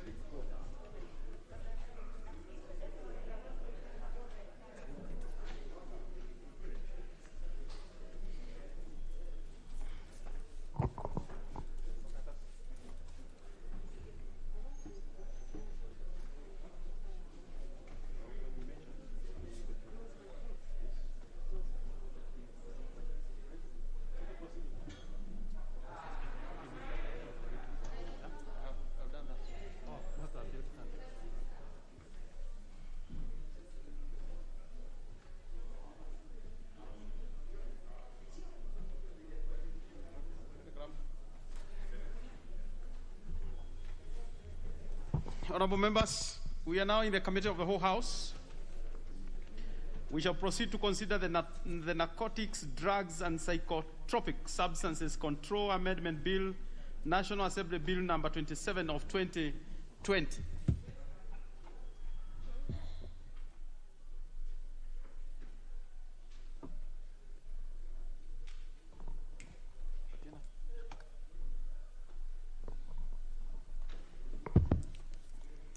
Clause 3. Honorable members, I propose a question that Clause 3 be part of the bill. We have an amendment by the committee, the chairperson. There is an amendment by the chairperson and also Honorable Esther Passaris. We shall start with that of the chairperson. Honorable Mwadi, should be. Thank you, Honorable Chair. Honorable Chair, I beg to move that Clause 3 be amended as per the order paper. And the justification for that is that there was need to simplify the categories of the grams. This would enable implementers fully comprehend who is to be charged under the penalty for possession and what entails possession. Further, there was need to introduce a rehabilitation program as and when the court deems necessary.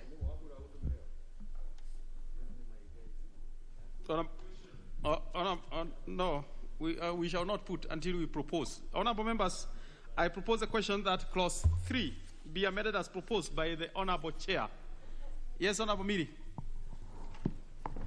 Thank you, Chair. Chair, I support the proposal by the committee because, Chair, I was actually worried that we are criminalizing the users when the people we should be targeting are actually the people who trade, the dealers actually. We should be punishing dealers. But I also thank the committee for going even further and looking into treatment and rehabilitation because this is a very, very big problem that is affecting our communities. That was my only concern with this one. Otherwise, all the other serious sentences, even if you leave them that way, I am very happy. Let them go for life. Let them be given fines of 1 billion because they're actually killing our children. We shall have, let's have two other members speak to this, then we make progress. Shall we? A number of them?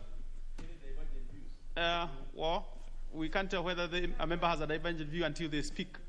Honorable, who is this? Yes, Honorable Chepkut. Yeah. Chairman, mine is just to support, and today we made history that Chief Justice Mother Koome, she is passionate about children and family. Whom are you dealing with? Honorable Chepkut, did you ask? Honestly, let's please get back to course. Get back to course, Honorable. But anyway, you have a right to speak the way you have delivered. It is relevant. I have delivered. Thank you. Okay, very well. Honorable members, is there anyone with a contrary view so that we make progress? I know. Yeah. Maybe let me have Honorable Esther Passaris because she has an amendment to that, and the decision made by the House on this one has an implication to us as well. Thank you very much, Chair. Chair, I support the committee in everything that they've done so far. When I brought this amendment, I had not really interacted with the committee members, but I got an opportunity today to actually speak to them, and I noticed that all my concerns which brought about these amendments were covered in the current bill, and they've actually gone quite a way forward in trying to make sure that they deal with the issues that were of concern to me, which was basically the way we punish the users who, in essence, are people who are unwell.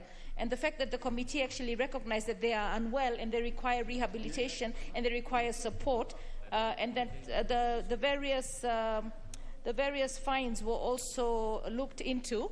I actually want to withdraw the amendments because I feel that there is no necessity to have both the amendments, given that the committee has done a very good job and have actually been in touch with what the citizens of this country expect in as far as this bill is concerned. So I withdraw both the amendments to Clause 3 and Clause 5. And I commend them. Honorable Esther Passaris, we will come to Clause 5 when that time comes. I'll give you a chance to withdraw. So I withdraw the amendments that I sought on Clause 3 because the committee has very ably covered the same. Thank you. Not until I put the question so that you hear what the members, the decision of the members. Honorable members, I'll put the question that Clause 3 be amended as proposed by the Honorable Chair. Will as many as are of that opinion say aye? Will as many as are of the contrary opinion say nay? The ayes have it. I now put the question that Clause 3, as honorable members, maybe before I put the global question, it is good to pronounce myself that Honorable Esther Passaris' amendment in that case falls. Now that the one by the chair is carried. Just for record, I therefore put the question that Clause 3, as amended, be part of the bill. Will as many as are of that opinion say aye? Will as many as are of the contrary opinion say nay? The ayes have it. Clause 4. I propose a question that Clause 4 be part of the bill. We have an amendment by the Honorable Chair. Clause 4. Thank you, Honorable Chair. I propose that Clause 4 be amended as per the order paper, with the justification that there was need to simplify the categories for purposes of clarifying the categories in the item of trafficking. Honorable Chair, I know. Honorable Chair, the fines, as alluded to by Honorable Passaris previously for traffickers, were small in accordance with what it is that they were dealing with. So this time round, Honorable Chair, we are making it quite punitive for you to be found with narcotics. I thank you. Honorable members, I will propose a question that Clause 4 be amended as proposed by the Honorable Chair. I will put the question that Clause 4 be amended as proposed by the Honorable Chair. Will as many as are of that opinion say aye? Will as many as are of a contrary opinion say nay? The ayes have it. I now put the question that Clause 4, as amended, be part of the bill. Will as many as are of that opinion say aye? Will as many as are of the contrary opinion say nay? The ayes have it. Clause 5. I propose a question that Clause 5 be part of the bill. We have two amendments, one by Honorable Jennifer Shamala and the next by Honorable Esther Passaris. We shall start with that of Honorable Shamala. Honorable Shamala, please. Chair, I wish to withdraw my proposed amendment in view of the fact that the committee has included my concerns in Clause 6A, I think, if I'm correct. Yes, but it has been included, so I wish to withdraw that amendment. Very well. Honorable Esther Passaris, you had also an amendment. Had you indicated you are also withdrawing, maybe for record? Clause 5. Get the mic. Thank you, Chair. Yes, I had an amendment which I do seek to withdraw. My concern at that particular time was for cancer survivors who use certain psychotropic drugs for pain relief, and I was assured with the committee that that has also been covered within the bill for medicinal purposes. So I wish to withdraw my amendment. Thank you. Okay, the two amendments by Honorable Shamala and Honorable Passaris are withdrawn. I therefore put the question that clause 5 be part of the bill. Will as many as are of that opinion say aye? Aye. Will as many as are of a contrary opinion say nay? The ayes have it. Clause 6. I propose the question that clause 6 be part of the bill. We have two amendments, one by the chairperson and the next by Honorable Shamala. We shall start with the chair. Thank you, Chair. I wish to... I propose that clause 6 be amended as in accordance with the order paper, with the justification that the proposed amendment is to provide for provisions relating to operations of a clandestine laboratory and provisions relating to landlords and owner-occupiers on different sections. The provisions were originally lumped together, and this does not give clarity to this section. Honourable members, I propose the question that clause 6 be amended as proposed by the Honourable Chair. I will put the question that clause 6 be amended as proposed by the Honourable Chair. Will as many as are of that opinion say aye? Aye. Will as many as are of a contrary opinion say nay? The ayes have it. In the circumstances, Honourable Jennifer Shamala, you as false. Yes. Automatically. I therefore put the question that clause 6 as amended be part of the bill. Will as many as are of that opinion say aye? Aye. Will as many as are of the contrary opinion say nay? The ayes have it. Clause 7. Honourable members, I propose the question that clause 7 be part of the bill. We have two amendments, again, one by the chairperson and the next by Honourable Shamala. Honourable Chairperson. Thank you. I propose that clause 7 be amended in accordance with the order paper. Justification being the proposed amendment is to include public officers. This would cater for officers who work on various entities and exit points. This would cater for officers who work on various entry and exit points of the country and other officers who may assist in trafficking of narcotics. Further, the new clause intends to align Section 58 with the Constitution, as the same grants prosecutorial powers in criminal matters to the DPP. Honourable members, I propose a question that clause 7 be amended as proposed by the Honourable Chair. I will put the question that clause 7 be amended as proposed by the Honourable Chair. Will as many as are of that opinion say aye? Aye. Will as many as are of a contrary opinion say nay? The ayes have it. Honourable Jennifer Shamala, you as false automatically as well. Yes, Chair. I therefore put the question that clause 7 as amended be part of the bill. Will as many as are of that opinion say aye? Aye. Will as many as are of a contrary opinion say nay? The ayes have it. Clause 8. I propose a question that clause 8 be part of the bill. Honourable Chairperson, you have an amendment. Yeah, I propose, Honourable Chair, I propose that clause 8 be amended in accordance with the order paper, and the justification is that the deletion of the word shall in the new subsection 3 and substituting with the word may is proposed so as not to limit the powers of the Director of Public Prosecution. Honourable members, I propose a question that clause 8 be amended as proposed by the Honourable Chair. I will put the question that clause 8 be amended as proposed by the Honourable Chair. Will as many as are of that opinion say aye? Aye. Will as many as are of the contrary opinion say nay? The ayes have it. I now put the question that clause 8 as amended be part of the bill. Will as many as are of that opinion say aye? Aye. Will as many as are of the contrary opinion say nay? The ayes have it. Clause 9. I propose the question that clause 9 be part of the bill. Honourable Chair, you have an amendment. Yeah, I propose that clause 9 be amended, of the bill be amended as per the order paper, with the justification that the proposed amendment seeks to make the High Court the court which a police officer can apply and intercept communications order and also to provide for the offense of concealing or failing to disclose information that is relevant to investigation of an offense committed under this Act. Honourable members, I propose a question that Clause 9 be amended as proposed by the Honourable Chair. Yes, let's have Honourable Makari. Yeah, thank you, Mr. Chairman. Mr. Chairman, I think this amendment is very important because it implies that if you conceal information, then you can actually be punished, and I want to support it. I support it, Mr. Chairman. Yes, honourable members, I will put the question that Clause 9 be amended as proposed by the Honourable Chair. Will as many as are of that opinion say aye? Aye. Will as many as are of the contrary opinion say nay? The ayes have it. I now put the question that Clause 9, as amended, be part of the bill. Will as many as are of that opinion say aye? Aye.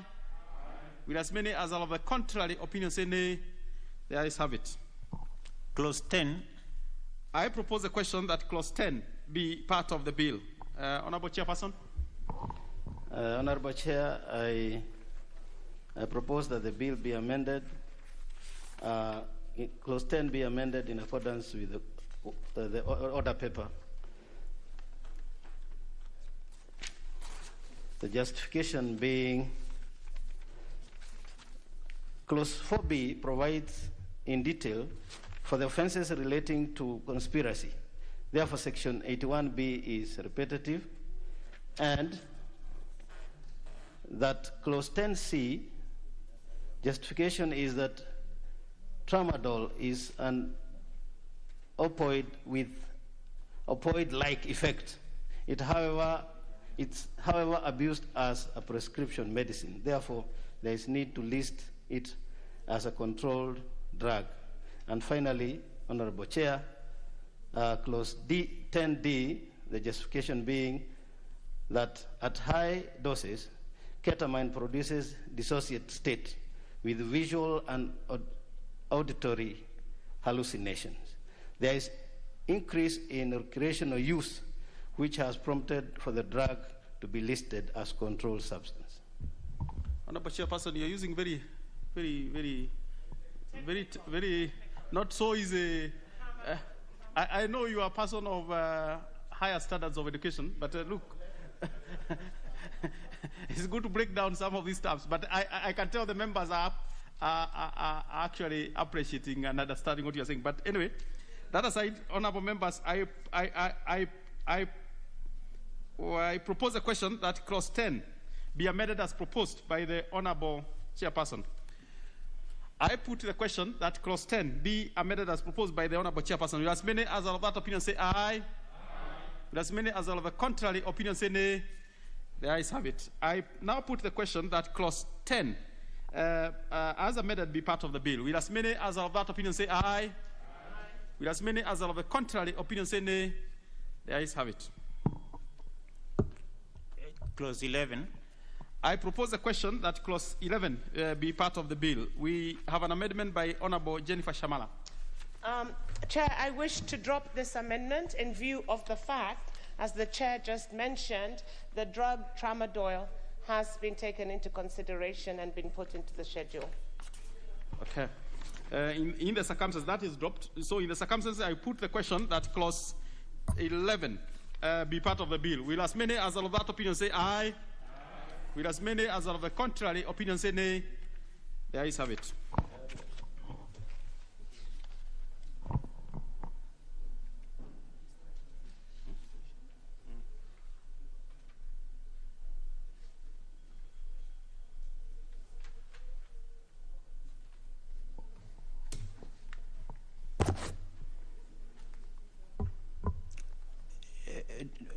New Clause 12. Honourable members, we have new clauses, particularly new Clause 12 by Honourable Jennifer Shamala. If you could move for the second reading of that new clause. Chair, I wish to drop this amendment, okay, again for the reasons aforementioned with regards to Clause 11. Very well, that is dropped. New Clause 13. We have new Clause 13 by Honourable Jennifer, second reading. Chair, I wish to drop this amendment. for the same reason. Yeah. Okay, that is dropped. Clause 2. Honorable members, I propose a question that clause 2 be part of the bill.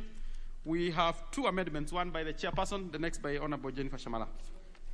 Honorable Chair, I propose that clause 2 be amended in accordance with the order paper, justification thereof being that the proposed new definitions are essential in the interpretation of terms as used in the Act. For example, the definition of the term Cabinet Secretary is necessary as there is need to task the Cabinet Secretary for Interior to implement the Act. The new subsection 2 is to provide for the use of the term Cabinet Secretary to be synonymous with the term Minister, in quotes, as used in the Act. Honorable members, I propose a question that clause 2 be amended as proposed by the Honorable Chairperson. I put the question that clause 2 be amended as proposed by the Honorable Chairperson. Will as many as of that opinion say aye? Will as many as of the contrary opinion say nay? The ayes have it. Honorable Jennifer Shamala's amendment automatically falls. Yes. I now put the question that clause 2 as amended be part of the bill. Will as many as of that opinion say aye? Will as many as of the contrary opinion say nay? The ayes have it. Title. I propose a question that the title be the title of the bill. No amendments to it. I therefore put the question that the title be the title of the bill. Will as many as of that opinion say aye? Will as many as of the contrary opinion say nay? The ayes have it. Clause 1. Honorable members, I propose a question that clause 1 be part of the bill. We have no amendment to it. I therefore put the question that clause 1 be part of the bill. Will as many as of that opinion say aye? Will as many as of the contrary opinion say nay? The ayes have it. Honorable members, we are done. We are done with that bill. We therefore have the reporting. Mover.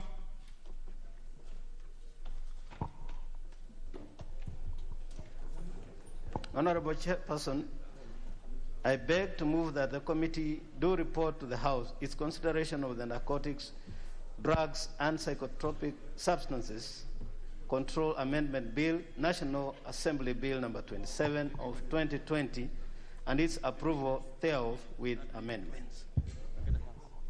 Honorable members, I put the question which is that the committee do report to the House its consideration of the Narcotics, Drugs and Psychotropic Substances Control Amendment Bill, National Assembly Bill number 27 of 2020, and its approval thereof with amendments. Will as many as of that opinion say aye? Aye. Will as many as of the contrary opinion say nay? The ayes have it.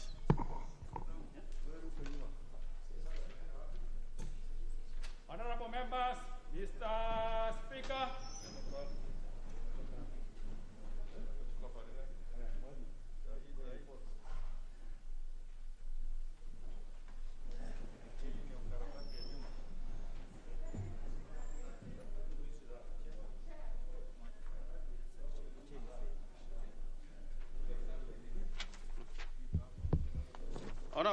Honorable Chairperson. Honorable Speaker, I beg to report that the Committee of the Whole House has considered the Narcotics, Drugs and Psychotropic Substances Control Amendment Bill, National Bill number 27 of 2020, and approved the same with amendments. The mover.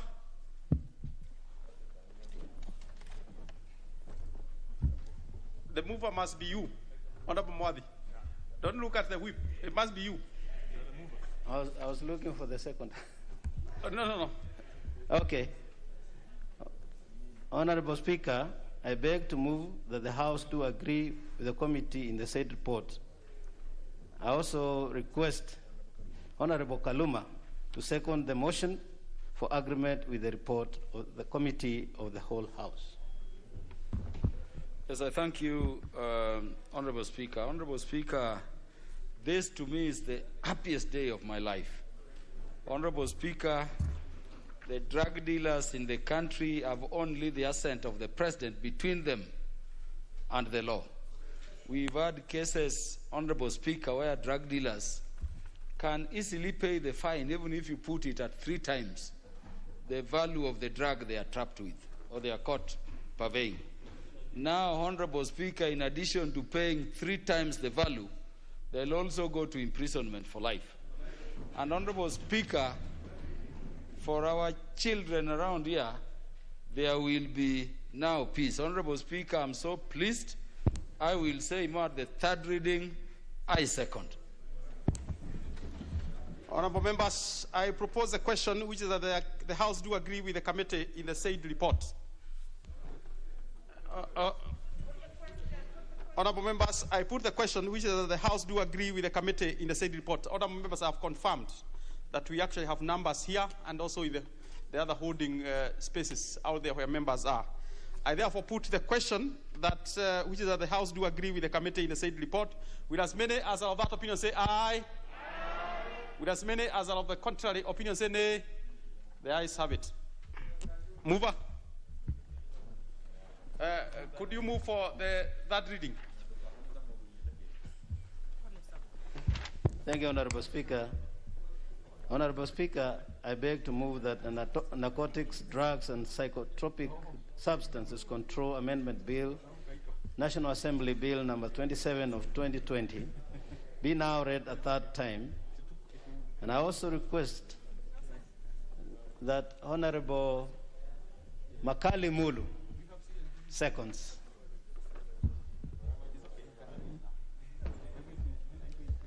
Thank you very much, Honorable Speaker. Honorable Speaker, I rise to second the 3rd reading of this important bill. Thank you. Honorable members, I propose a question which is that the Narcotics, Drugs and Psychotropic Substances Control Amendment Bill, National Assembly Bill number 27 of 2020, be now read at that time.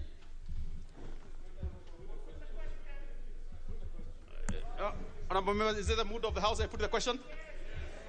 Okay, I have confirmed we have numbers here and also in the other spaces, holding spaces out there. I therefore put the question, which is that the Narcotics, Drugs and Psychotropic Substances Control Amendment Bill, National Assembly Bill number 27 of 2020, be now read at that time. Will as many as are of that opinion say aye? Aye. Will as many as are of the contrary opinion say nay? The ayes have it. A bill for an act of parliament to amend the Narcotics, Drugs and Psychotropic Substances Control Act and for connected purposes.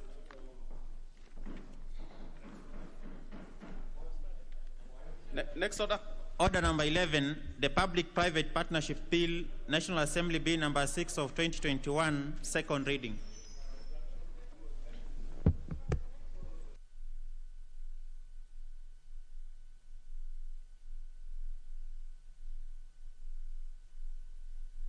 Honorable members, this is a resumption of debate. We had it in the morning.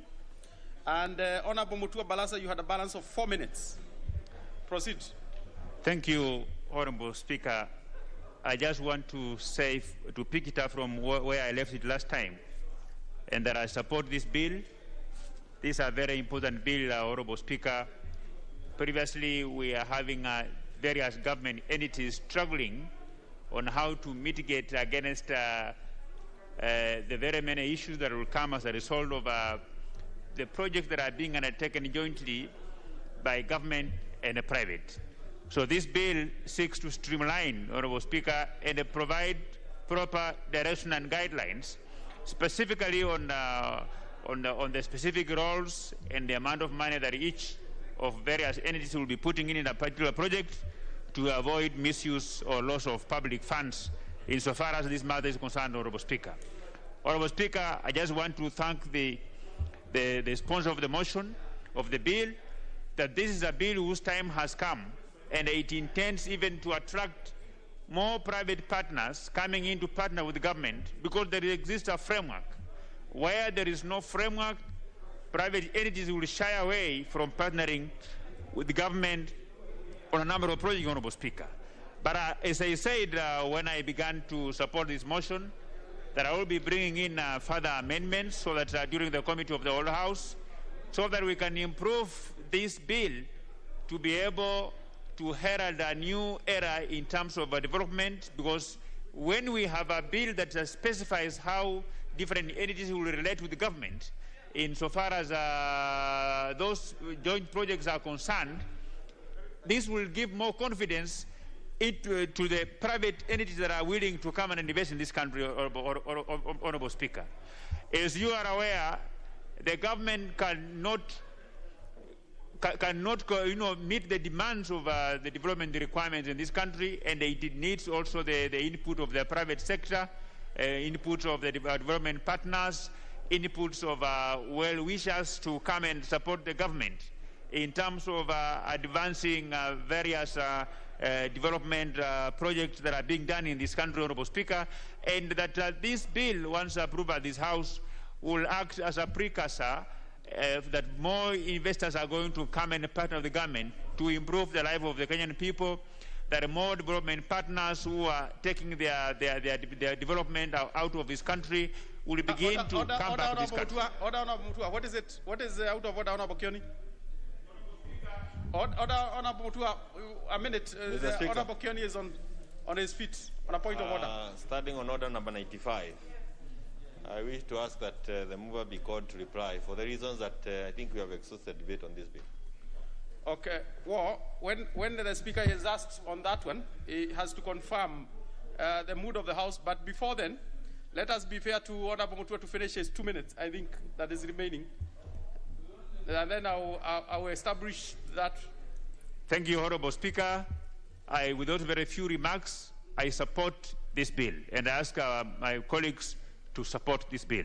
Thank you.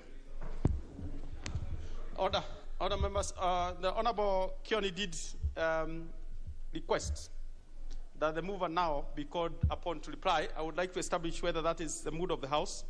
Honorable members, I will put the question that the mover now be called to reply. Will as many as are of that opinion say aye? Aye. Will as many as are of the contrary opinion say nay? The ayes have it. Mover.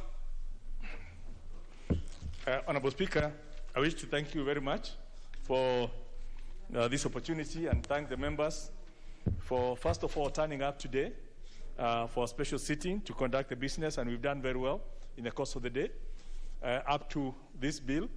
And this is a very important bill. It will unlock the infrastructural potential of this country by inviting private monies to come and team up with public projects so that Kenyans can be far much better than they are now, and to bring down the stock of the level of debt that we are also concerned about, because projects will not have to be financed through debt, through private partnership. And the comments have been all very much in support, and obviously after this, we can now at least do our job as National Assembly and pass the bill to the Senate to do their bit, and hopefully in the not so distant future, we'll have the law that will help this country move forward from an infrastructure perspective. With those words, I beg to reply. Honorable members, I have established that we have the numbers here, but also the holding areas out there. I therefore put the question that the Public-Private Partnerships Bill, National Assembly Bill number 6 of 2021 be now read a second time. Will as many as are of that opinion say aye? Aye. Will as many as are of the contrary opinion say nay? The ayes have it. Honorable members. A bill for an act of parliament to provide for the participation of the private sector in the financing, construction, development, operation or maintenance of infrastructure or development projects through public-private partnership, to streamline the regulatory framework for public-private partnership, to repeal the Private Partnerships Act 2013, and for connected purposes. Honorable members, that being the only business we had for this special sitting, and the time being 4:45 p.m., this House started adjourned until Tuesday, the 8th of June, 2021, at 2:30 p.m.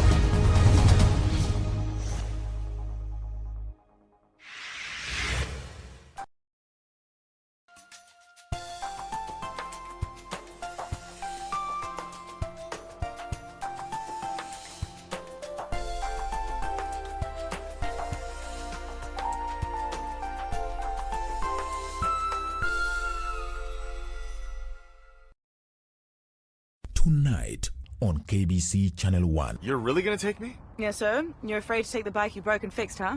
What do you mean? Huh. Hold on tight. I drive fast. Hold you tight? Chan can't answer the phone right now. She asked me to take her calls. What? What's she doing? Why can't she answer herself? Hello? Hugo, where are you? Actually, I don't care. If you're not back within 20 minutes, I would be out of here by tomorrow. You understand? I'm dead tired. You're so dead? It's a figure of speech. I'm gonna marry your dad. Tonight on KBC Channel 1. Mimi naitwa mzee Sawasawa. Na nitalimaza lenyewe. Safishe roho yangu. Ponda mali at your own risk. Wow. Yaani kila siku kila nikikukanya wewe usikii waleta ukibadilisha tu. Mimi ni tajiri bwana. Basi uniambia ujeoe. Huyu nani baba huyu? This is my house girl. Mi house girl. Kidogo ulimi mkojoa. Ngalevo nishusha hadhi. Subiri kuteseka baba. Wazungu wasema it's okay. Tonight on KBC Channel 1. The stone that the builder refused, yeah, shall be the head cornerstone. Freedom, free the dumb. You should be free to speak, yeah.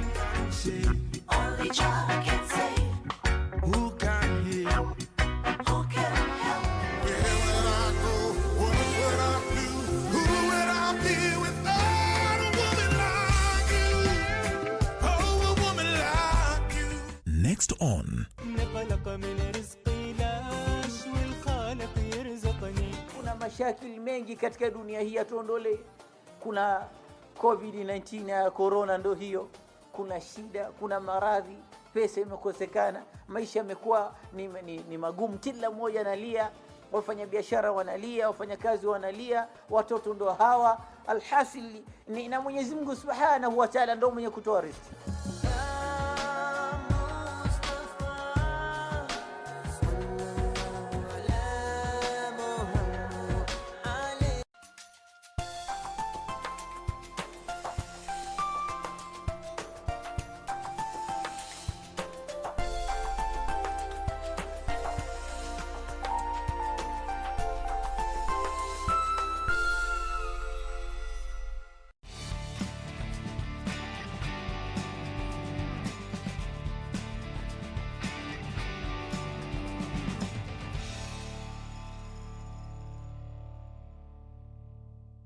At the end of the day, Tommy Mackinnon and Colin McRae were just 16 seconds apart, but Day 2's first stage saw the lead change hands. Broken suspension slowed Mackinnon, but he didn't know McRae had... They sit in the front passenger seat, navigating the driver in the sport of rallying. And this is how they do it, as renowned navigator George Mwangi demonstrates as he reads off the pace notes written in shorthand. That was very important, Melbourne. 200 Max Brow uphill, 200. Long Max Brow downhill over Max Rocks, 300. Caution, fast left over Max Jump, do not cut, 100. I was replicating what the navigator does in the car. You know, you're calling back the notes to the drivers. You know, most people wonder how comes the driver knows what is coming in a route maybe he's never done. But what happens is, before the event, we go out for recce. The organizers give us some tulip diagrams, and out of those tulip notes, we do our pace notes. So we grade the notes as per the driver's ability. Sounds complicated, and it is, but these are very important instructions to the driver in his bid to finish the rally as kit. We usually have safety helmets, which have intercoms, so we communicate through the intercom. Also in the car, with the bucket seats and the 5-point seat belts, you're well harnessed, so you don't shake as much. He got the rallying jeans from his dad, John Mwangi, who took a part in the East Africa Rally as a privateer. My dad used to be a rally driver. He used to compete in the late 60s in the East African Safari Rally. So growing up, I mean, that was the only thing that I loved, yeah? because even after I retired, we would always go out to watch events. Also, I had a cousin who used to service safari in the 80s. So when I decided to start rallying, I didn't have the money to own a car. So I thought, since I still want to enjoy the event, why don't I do navigation? It's a cheap way of rallying for me, and I'll still be in the sport. And after I started, I got hooked. I never thought about driving. Yeah, I've enjoyed it. I've had the chance of sitting in with top drivers in good cars. So I've loved it. You know, for them, they were privateers, events. You know, they were expensive. They didn't have the money. Well, they retired, but they tried what they could. He got a chance to build on his skills in the training rallies before he joined the big boys with his first Kenya National Rally Championship being the Guru Nanak Rally. My first event was in 1992. It was a training rally. It was actually just after the safari of 1992. And that's when I hooked up with George Muhindi. And in our interaction, I told him that I really wanted to get into navigation, and he gave me the chance. So the first event that we did with him was a training rally within Nairobi. You know, they were like the beginners rallies, so to speak, yeah? Short events, you know, with minimal expenses to encourage drivers. So that was my very first event. We came forth, yeah, in a Colt Lancer, and I was very excited. On the eve of the event, I couldn't sleep. You know, that excitement. Yeah, it didn't matter which car. Just being in a rally car and doing something that I'd always wanted to do, I couldn't sleep. George made his Safari Rally debut in the 1994 round of the World Rally Championship, but they never got to the finish. My first Safari Rally WRC event was 1994.